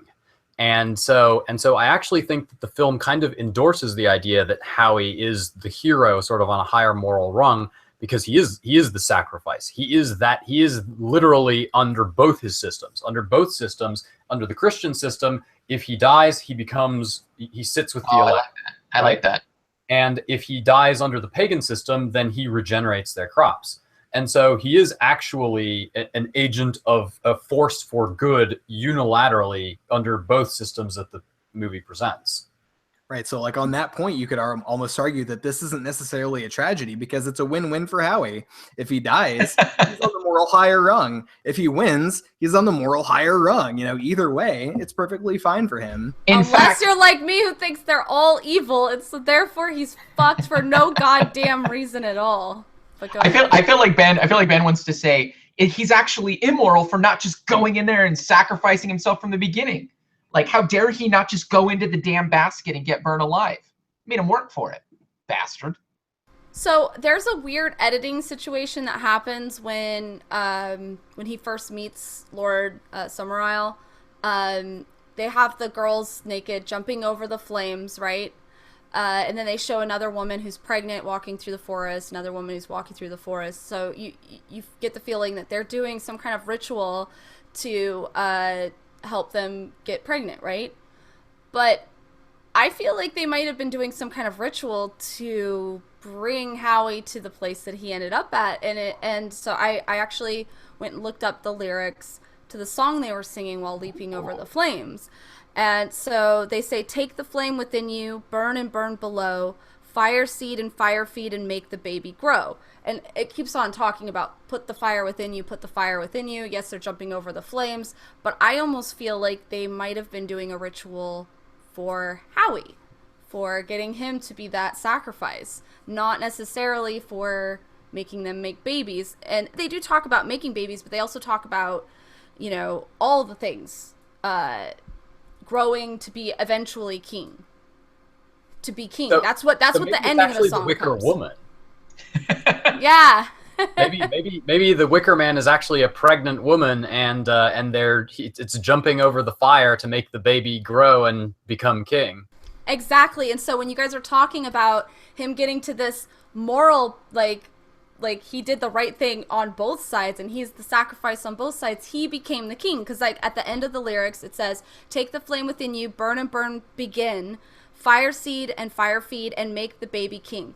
So that is literally what the song is talking about, is having this fire create a child that becomes king. I'm sorry, that's has to be Howie. Like that's not the pregnant chicks walking through the forest. That's Howie. So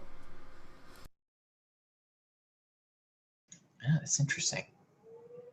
I actually think that there's a good point to that because of course who's really king of Summerisle? It's the apples. I think too. In all seriousness, it's the apples that are king of Summerisle. The apples decide who lives and who dies, whether someone has to die. Yeah. Take that, Yahweh. So I think the naked fire dancing was for Howie, and I think that's why you'll see that Lord Summerisle's like, look at this, isn't it beautiful? Isn't it amazing for you? And he's like, no, this is just, what is wrong with you? And he's just like, like just so proud of them. I feel like it was for Howie, and he's like, look what I did for you. Look at all this stuff I've done for you. You have all this amazing things. And Howie's just like, you're fucked. What's wrong with you? If we could too, like I know we talked about it before. Maybe it was in like the pre-show, or maybe it was during the show. But like just to tie this over to Game of Thrones once again, as it was said to Daenerys, only death can pay for life, correct? So maybe that's the significance of sacrifice there, is that it takes this massive sacrifice to pay for the sort of like the prosperity and life that they're trying to gain. I don't know, maybe I'm just name dropping Game of Thrones there. I don't know, just to throw that in. No, there's right. Fire is all about refinement, right? It's about creation of something better afterwards, right? And in this case, regeneration. You know. Thank you, Antonio, for picking a really fucking creepy movie. And do you know? Did you notice that before he becomes the sacrifice, before he puts on the white robe and is made the sacrifice and is sort of anointed king, before he rises to become king. Let's use the poetic terminology here, right? But before he rises to become king, he descends into the earth and reemerges. Ooh, I like that. And he literally came out of a hole in the ground. It was like born of the earth, you know, as the king. I'm sorry, but when you look at all of the people's faces and they're just like, you're the one. You're exactly what we've been wanting. It's because it seemed like their prophecy kind of led to that. So. And it totally goes to your song. Totally goes to your song. Coming back down and coming back up in the fire in the belly. That's perfect. God, how did you not see it, guys? What a dumbass. He is so dumb. He's like, I'm an investigator. He's no Sherlock Holmes, I'll tell you that much. There's so many signs. But I, of course, didn't. I don't think anybody who watched it actually saw where it was going. But yeah, if you watch it again, it's pretty obvious. Yeah, the theme of death and rebirth is really a central theme in the movie, and again from both of the perspectives that are presented. You know, one of the things that is sort of subtly suggested about the movie is that, you know, the Islanders really just kind of believe a different version of Christianity at the end of the day. They're just accepting like a charismatic kind of cultic version of it, or maybe it's an inversion. Maybe it's that Christianity really is just originally one of these sort of earthy harvest cults that has just built authority, an authoritarian legal structure around itself. Because of course, you know, you think of the parallels. You know, it's the notion of, you know, the fool who would be king for a day, the king, the sacred king who is sacrificed in order for the rest of the world to live. It is really the centerpiece of the movie, is the sacred king who's sacrificed so that something can rise again, so that the world may rise again and live again. And obviously this is the central theme of Christianity, and it is obviously the central theme of the Summer Islanders religion as well. And so it sort of draws parallels to the notion that these sort of agricultural harvest cults are really at the heart of a lot of our religious beliefs, even in very disparate systems that are interpreted in wildly different ways and are realized in wildly different ways. Yeah, and one thing that I definitely came across whenever I was doing a little bit of pre-research for this film and the discussion was a book called The Golden Bough. And I don't know if that sort of rings a bell for anyone here, right? But you know, there's definitely an argument to be made here that this movie, in and of its like its sort of essence, is a comparative religious piece. Like, you know, there's the point of this is to sort of like have you look at these two different systems and maybe think about what's different, but also what's the same. And in that Kermode thing that we talked about earlier about kind of like that documentary talking about this film, one of the people involved did say that in essence, this movie is kind of a spell that speaks to sort of the pagan within all of us. But I think the deeper part of that is that there are these kind of like deeper themes that speak to something within all of us. Like there's something there, right? Like, and not to get too Jungian about it, like, you know, maybe I'm getting a little bit too Carl Jung here, but like, I mean, I really feel like there is something about certain symbols that speak to a fundamental piece of our humanity. And this movie, honestly, like whenever we get to the point that we talk about ratings and stuff, that's probably going to be the piece that speaks to me the most, is because like this movie is so beautiful on that level that it brings out these symbols and these common themes that even if you're not talking about a specific religion, they speak to you. I mean, there are common themes here that you can really truly see. Oh yeah, this movie is a dance between symbols. I mean, it's just it's symbols talking to other symbols. Yeah, I can't think of many other films that have the degree of symbology that this film has. And one of the things to notice about it is that the symbology is actually the priority in the movie over narrative flow. Like for example, at the very beginning, where you see Howie in the church reading the epistle, that's not a scene that appeared in the theatrical cut of the movie. And the director was furious about this. He insisted that this is the scene. This is one of the scenes that had to be in the movie. And the reason that he insisted on it was because it had to be in the movie and very, very early on, because it was a specific juxtaposition to the conclusion of the movie. You know, the notion of, you know, here's my body, it is broken for you, for, you know, et cetera, et cetera. With the obvious harvest symbols, the death and rebirth symbols. Yeah. He felt it was really, really important to bookend the movie with, you know, at the beginning you have the Christian expression of this sort of, you know, death and rebirth cycle. And then at the end of the movie, you have the pagan expression of the same death and rebirth cycle. And you know, in the same vein, you know, the skull and crossbones at the end, and then Howie actually dying at the end of the movie. I think you can see a number of other places if you look carefully, where there's like weird stuff that the camera follows and emphasizes that doesn't really have all that much to do with the story and isn't necessarily explained super well, but obviously has some sort of archetypical or symbolic value. You know, like when Howie's turning over the village to look for Rowan Morrison, there's all kinds of like weird stuff that happens in the background or in the foreground, like the girl who falls out of the closet like seemingly dead and like gets up, like reanimates, resurrects, and laughs at him too. Mm-hmm. Yeah. These things don't necessarily make that much sense from a story perspective because they don't tie directly into the plot in any really significant way. You know, like you don't see that girl later on. It's not explained why she was hiding in that closet or anything. But the fact that it happens, it has a symbolic value that is clearly seen as important to emphasizing the themes that this story wants to get across.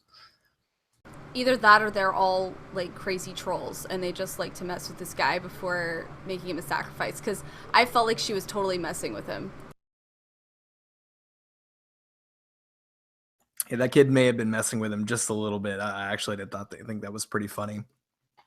But like one thing that I really think about here, and I really appreciate about this movie, is that honestly, like the older movies, and I know like we try to touch on the newer movies and stuff, and you know, I mean, there is a newer version of Wicker Man, but if you watch that movie, like, you know, even if they pull specific dialogue like they do in the new version of Wicker Man with Nicolas Cage, they pull word for word dialogue from the original version, even some scenes, even if they're kind of like all females or, you know, or whatever differences that are there, you know, they're essentially the exact same scenes, but they strip away these important components that are largely just symbolic.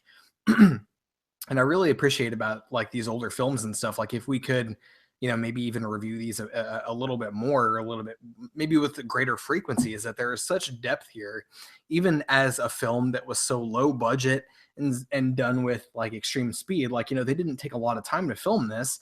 It was done fairly quickly on a short timeline, but like almost even if it's accidentally, the level of complexity here, the level of depth of this film is mind blowing. There's so much here in the 70s version to talk about. Like obviously we wouldn't be able to cover it in 2 hours, even 3 hours.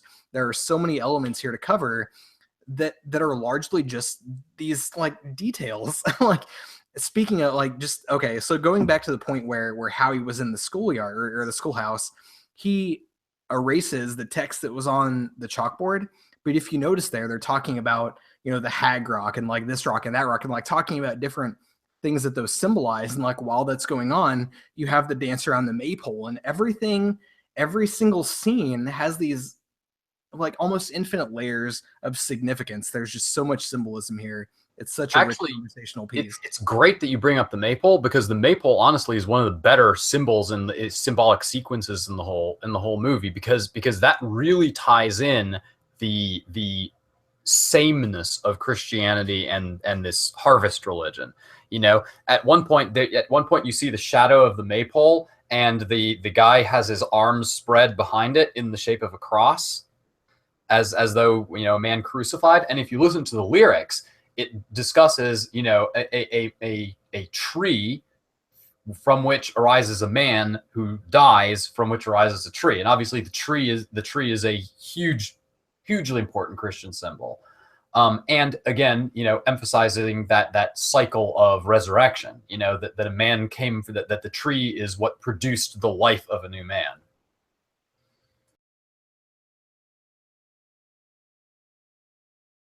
So let's kind of finalize and see what we can draw together from this film.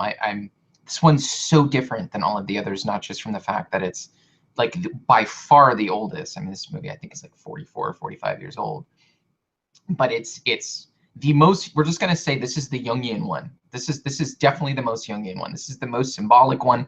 This is the one that has enough plasticity to just talk about just the differences and the similarities between Howie and the Summer Isle religion through and through. I mean, there's similarities and differences. I feel like sometimes in this conversation I've been thinking, wow, they really contradict each other, and then in other times they're one and the same, which is really interesting. Kind of a weird thing to think about. But if we could classify this, if we could score this one, I'm really curious what you would give. I really don't even know how to begin trying to score this, Antonio, from a cinematic perspective. I feel so outclassed because I feel like any kind of criticism I give would be a criticism of myself and the fact that I haven't seen very many films from that era. And so anything I say where it's like, oh, I didn't get that, or I didn't understand that, it could just be a cinematic effect of the time. Do you know what I mean? Like I'm hesitant to give anything like a critique of the cinematic style of this film.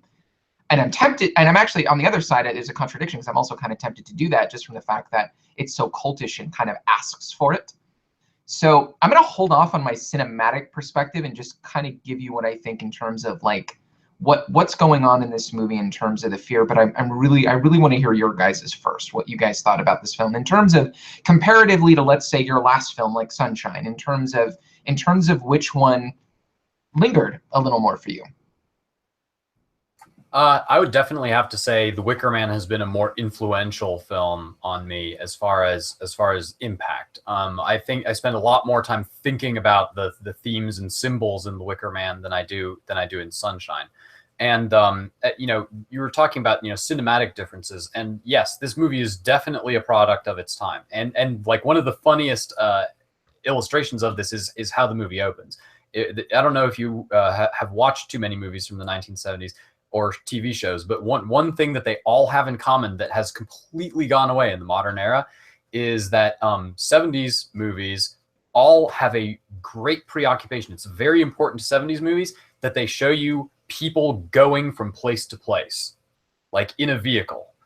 These will be done in like jump cuts in modern movies where you'll see the car pull up to the curb and the dude just ditches and out he goes, you know. However, in 70s movies, it's really important that they show the car pull out and then drive along the freeway and then drive along the freeway some more and then pull into the thing and stop and park and then the dude gets out, you know. And so I don't think that there's really, I don't know that there's an objective distinction to be made between them on a qualitative basis. You know, I don't know that it's better to have sequences of planes flying around or not. So, you know, I just look at this as, you know, what impact did it have on me? How did I feel like the story came together? How did I feel like the symbology came together? And like I said, as between this and Sunshine, this one was absolutely a more influential movie. Sunshine, for all of its beauty and thoughtfulness, is not a very symbolic movie. It asks some interesting philosophical questions and mulls them over in some beautiful backdrops. But at the end of the day, there's kind of there's so much of the plot that is just driving the movie forward inexorably that there isn't really a whole lot of reflectiveness in the movie. It's trying to get you from point A to point B, to get you through all the points of the adventure and tell you what the conclusion is. Do they make it into the sun? You know. Whereas The Wicker Man, I think, is a much more meditative experience where really, honestly, you know, if you're watching in you know, on modern equipment, you could pretty much pause it about every 10 minutes and just sit down and talk about what just happened for 20 minutes, you know? And so it's a much more meditative experience. It's an experience that bears repetition much more than Sunshine, I think, because you look for different things each time that you watch the movie. And like I said, the beautiful thing about this movie is how textured it is. You know, you can interpret this as a story of a good Christian guy gets fucked over by a bunch of evil pagan whatevers. You can interpret this as an evil Christian guy comes and gets his just desserts from a bunch of, you know, fairly decent agriculture loving hippies. You can say there's no good guys or bad guys in this movie, and it's just fuck all of you, you know, and everything in between. You know, you can say, well, there's aspects of good and there's aspects of bad, and it's not really clear who's the good guy or who's the bad guy here. Are they really just one and the same? They're just sort of mirroring each other in sort of a warped way. You know, there's so many ways you can look at this movie, and each time that I watch the movie or discuss the movie, I get a new layer of texture. You know, like in this interaction that we've been having here, Ben raised some really good Nietzschean framings of the film that provide a completely different outlook than the one that I described. And I think that he made a really good argument for it. There's a valid way of looking at that film in those very Nietzschean sort of will to power kind of terms, where the morality of the movie becomes a completely different beast than the way that I was interpreting it in terms of, you know, sort of critiques of authoritarian power structures. So if I were going to rate the movie, I would give it a 9. And there's some flaws. Now I don't give it flaws for production value, because obviously this movie had a really troubled history, and, like, you know, various cuts of it were really difficult to find and were, you know, abused in various ways. And so it's not really the fault of the movie if it looks muddy at some point or has like kind of some weird cuts or whatever. So I don't give it, I don't devalue it for that. There are a couple plot elements that I think move slowly and that you could smooth out a little bit more. And so I don't think it's a perfect movie. However, I think that as far as a movie that is a gift that keeps on giving, this is really one. This is a movie you can watch every Halloween or whatever, and you will get something new and interesting to think about every time you watch it, and it will always disquiet you. At the end of the movie, you'll leave feeling, and this is perhaps, you know, the beauty of the movie as a critique of authoritarian power structures and an endorsement of a fallibilist, more tentative, compromised worldview, is at the end of the movie, you'll be asking yourself how certain you ought to be in the things that you're certain about, and whether that's leading you down something similar to the movie. You know, it'll stick with you a little while after you watch it, and you'll think to yourself, am I Howie? Am I Lord Summerisle? And we can see ourselves in many of the different characters in the movie. We can see aspects of ourselves in many of these different characters, in both good ways and bad. So, like I said, just the beautiful texture of the movie, the fact that it's all shot on location, the fact that the mythology is completely invented and yet also completely authentic, is there's just so much to love about this movie. It's really one of my favorite movies, and yeah, if I had to rate it, I'd probably give it a 9. That's a great summary. It's really, I think, a good point to say that this movie is so complex that you could both show it to the dumbest person you know, the smartest person you know, and they would both get something out of it. You know what I mean? Like, I feel like this is the movie I just want to screw with people who get stuff out of, like, Annabelle. Like, you show them this film, and I legitimately think that the layers that they would be missing wouldn't matter because of the layers they would be getting. That's how textured this film is. Do you know what I mean? Like, they'd be creeped out just from the surface level elements of, like, the music and the cuts and the interaction between the characters and the whodunit sort of style. I mean, just the basic stuff that made this film intriguing is enough to I think pass muster for most modern horror junkies today. And the best part is, like, that's not even close to what makes this film great. What makes this film great is when you shed that and start kind of talking about some of the stuff that we've been talking about, the distinctions between religious interpretations, the layers of symbology, and not only how they're just flatly distinct in a lot of ways, and then also extremely similar. I mean, you know, like you said, the cross and the Wicker Man and the trees and all of that stuff. There's senses in which the symbology points to two very different interpretations of the world, and yet they sort of kind of find themselves, you know, peaking together at certain places, which is so strange. We could probably talk about this film for days on end if we were pressed to and find enough to just keep going. I dug that. And in that sense, I think it is very different than Sunshine, your previous one. There's a sense in which that was a deeply aesthetic film, excuse me. And this one was just layered in a way that kind of made it probably as beautiful as Sunshine was in terms of its graphical content. Do you know what I mean? Intellectually satisfying in that kind of way. What did you think, Ben? What would you score this film? This apparently Nietzschean film. Apparently Nietzschean. Yeah, definitely Nietzschean. I'm not gonna even give that nuance. It's no subtlety. 100%. Okay, so I'm gonna have to score this one really, really super high. I really enjoyed this. Honestly, before Antonio had put this on the list, I had never watched this before. I'd seen the Nicolas Cage version, but never this one. And I'm really glad that I got the chance to see it because it is such a rich piece of art. And I don't necessarily say that about every film that I watch, in terms of artistic value. But yeah, I'm definitely going to have to give this one a 9 as well. That definitely scores super high for me. It scores equal to The Witch, but for definitely extremely different reasons. As I said before in our previous, actually our very last version of this podcast, my 10 is going to be The Seventh Seal. Maybe we'll talk about which we're doing. Yeah, that we're doing that. It's on the list. Do that? Okay, excellent. Yep. So that's my 10. But I appreciate this film in the same reasons and in the same way that I appreciate that one, because it is something that you could watch over and over and over again and continuously pull out something valuable. There is such symbolic and artistic value to this film that it's unbelievable. I can't believe they did this on such low budget. I can't believe they did it so quickly. But maybe it's just me and the way that I'm viewing it. It's such a rich study piece.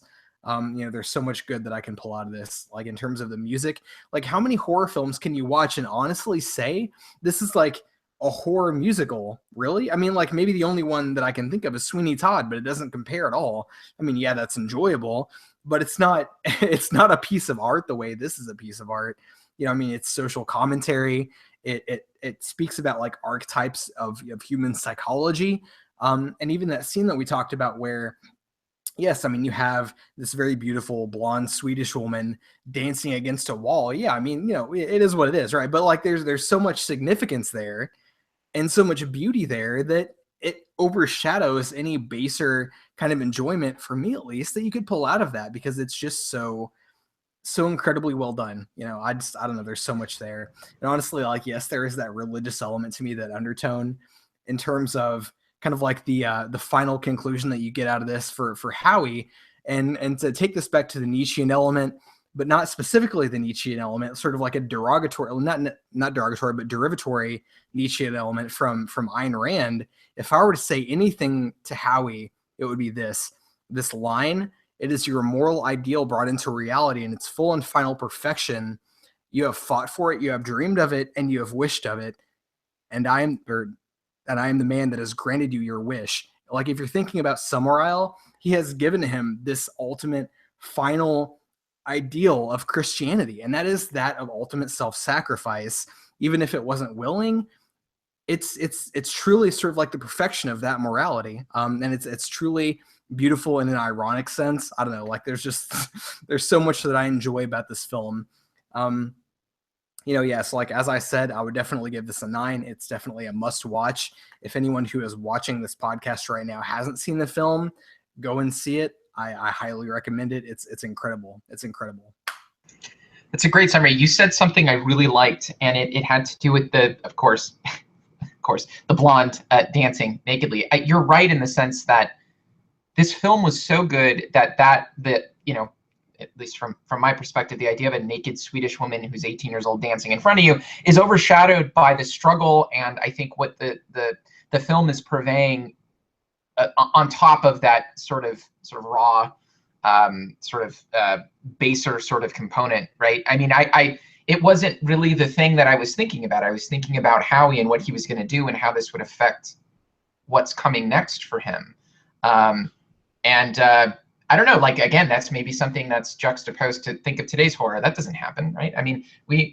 there's nudity in horror today for the sake of nudity, for the sake of like, well, we have a certain demographic who's going to come see this film and we need to show them ass and boobs, and this is necessary. But what was great about this film is that it had a lot of ass and boobs, but the point, like a lot of the major components of this was layered so high on top of that it almost didn't matter. And I think you're right, Ben, like that scene specifically, if you're anything like a thoughtful person, you're somewhere above that. And I don't mean that in any kind of condescending way. It's not as important as it would be kind of in any other film. I don't know. I totally get what you're saying, even if I'm not describing it the way I want to. I completely understand that. It was unique in that sense. What did you think, Shayra? So we got, I think, Antonio, you gave this a 9. Did you give this a 9? I can't see. Say. Yeah, I gave it a 9. And what are you going to give it, Shayra? So, if you are interested,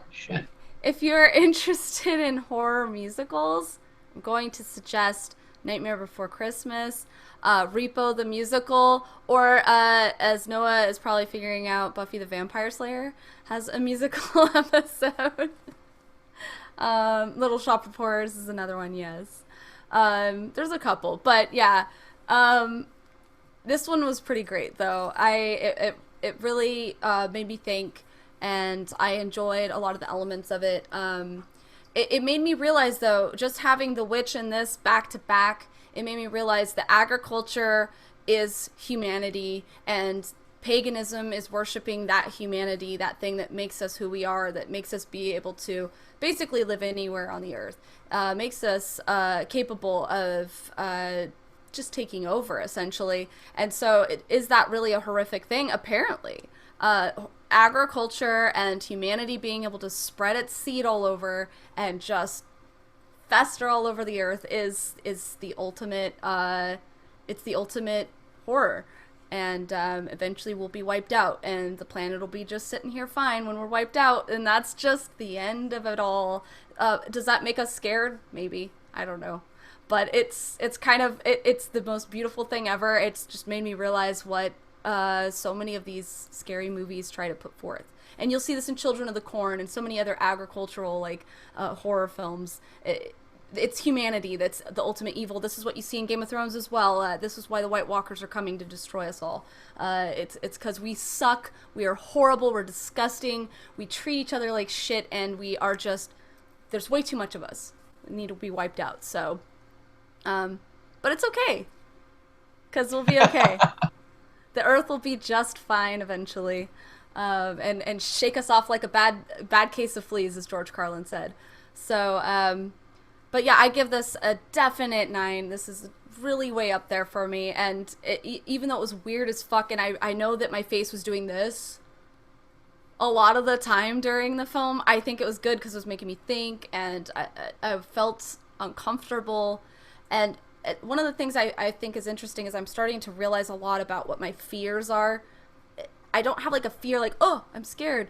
I get disgusted by things. That is my thing. I don't get fear. I get disgust. I get, ugh, that's gross. And I really think humans are gross a lot of the time. And I think there's a lot coming to the surface for me throughout this entire, thought experiment of watching these horror movies. I'm really realizing how disgusted I am. Well, we're doing yours next week, so we're going to be... And that'll bring a lot there. I know you guys will see it there. Disgust with The Exorcist. There's a lot of humanity there that's gross. And there's so many different places you can talk about humans with that. But this was great. I'd never seen it. It was weird as fuck. It blew my mind. I'll probably watch it again and have a different feeling from it. I feel the same way with Witch. The second time I watched The Witch, it was like a different movie. So this is probably going to be one of those films that kind of morphs over time. And honestly, this is one of the reasons why I really like Radiohead as a band. Every time I hear a song from them, it's like, oh, feels different this time. Oh, this is growing on me. Oh, this is getting better. You guys are making a lot of choices of films that are going to grow with me. I know it's going to grow with me. And I might end up being like, oh, this is a 10 now. I don't give a shit. Who knows? So it's good shit. So 3 9s. hate you guys because whenever we do this score, I either go first and it goes wrong for me, or I go last and it goes wrong for me. So okay, 3 9s. God damn. Okay, so hopefully my mic won't cut out in this. I'm gonna give this film an 8 in terms of the fear content, and I'm gonna tell you why. Calm down. I'm gonna tell you why. It didn't scare me at all, but what it did do is it was thoughtful enough to give me kind of, it made me think a lot more than most of the other films that we've discussed. But it didn't give me anything that's going, it was very familiar. So fear for me is the unfamiliar. Fear for me is the unknown. Fear for me is darkness. It's an unnamed beast. It's something intangible. It's a question mark. It's something it's something I leave the theater or I leave the screen and go, what was that? What? And I got to think. This was the complete opposite of that, in the sense that it was familiar stuff. It was the distinction between religious apparatus. It was social conventions intermixed with those religious apparatus, which don't make them non-scary things, but they make them familiar for me. So if, and that's not really even a criticism. So don't mistake what I'm saying. I really want to pillow this very well, because it's a fantastic film. It's not a criticism of the film, but it didn't give me that thing that makes me really legitimately scared, given my definition of what being scared and what being horrified is. 0 out of 10 not scary. If I had to do 1 out of 10 in scary, I'd probably say, like, maybe in terms of the fear factor, like a 4. In terms of overall the appreciative aspects of the film, I mean, it mixed with how scary I thought it was. If I take everything together and someone put a gun to my head and said, right now, tell me, 1 out of 10, 10 out of 10, where do you put this film overall? I would say 8 out of 10. So now what that means is every other film I put on this list better be damn good and thoughtful, because I just gave Antonio's cult classic from 1973, The Wicker Man, an 8, which to me, that's a decent score. It's a decent score. So I hope that makes sense to you guys. I hope that score makes sense. I'm not even going to try to score the cinematic elements, like I said. Do you guys have anything else you wanna summarize or add before we check out? Are you guys good? Anything else you want to say? Cool. All right. Well, thank you for watching. We actually had a lot of viewers this time. We went up to 8 viewers at one point, which is pretty cool. Some of the comments were extremely thoughtful. Others, I had no idea what was happening. But thank you for watching. So feel free to check us out next Sunday night. I feel like we're pretty much doing these every Sunday night at 6 p.m. Pacific Standard Time. But next week is going to be fun. Everyone in this room, bring out your ultra-religious self, your ex-religious self. I want to see the Orthodox Antonio. I want to see the evangelical Shayra. I want all of us in here to just harness our inner Christianity for The Exorcist, which is going to be absolutely fantastic. I cannot wait for this. So we're doing another film from 1973. We're just hitting all the oldies here, folks. So we're doing The Exorcist next week, 6 p.m. Pacific Standard Time. Check us out on Facebook, Instagram, and Twitter at Deadly Analysis. Feel free to like this video below. That's the only option. You can't dislike it. It was just too fantastic. Like, why? It's not even there. Like, if you go to dislike it, it just doesn't show up. That's how awesome we are here at Deadly Analysis. So thank you for watching, and we'll see you guys next week.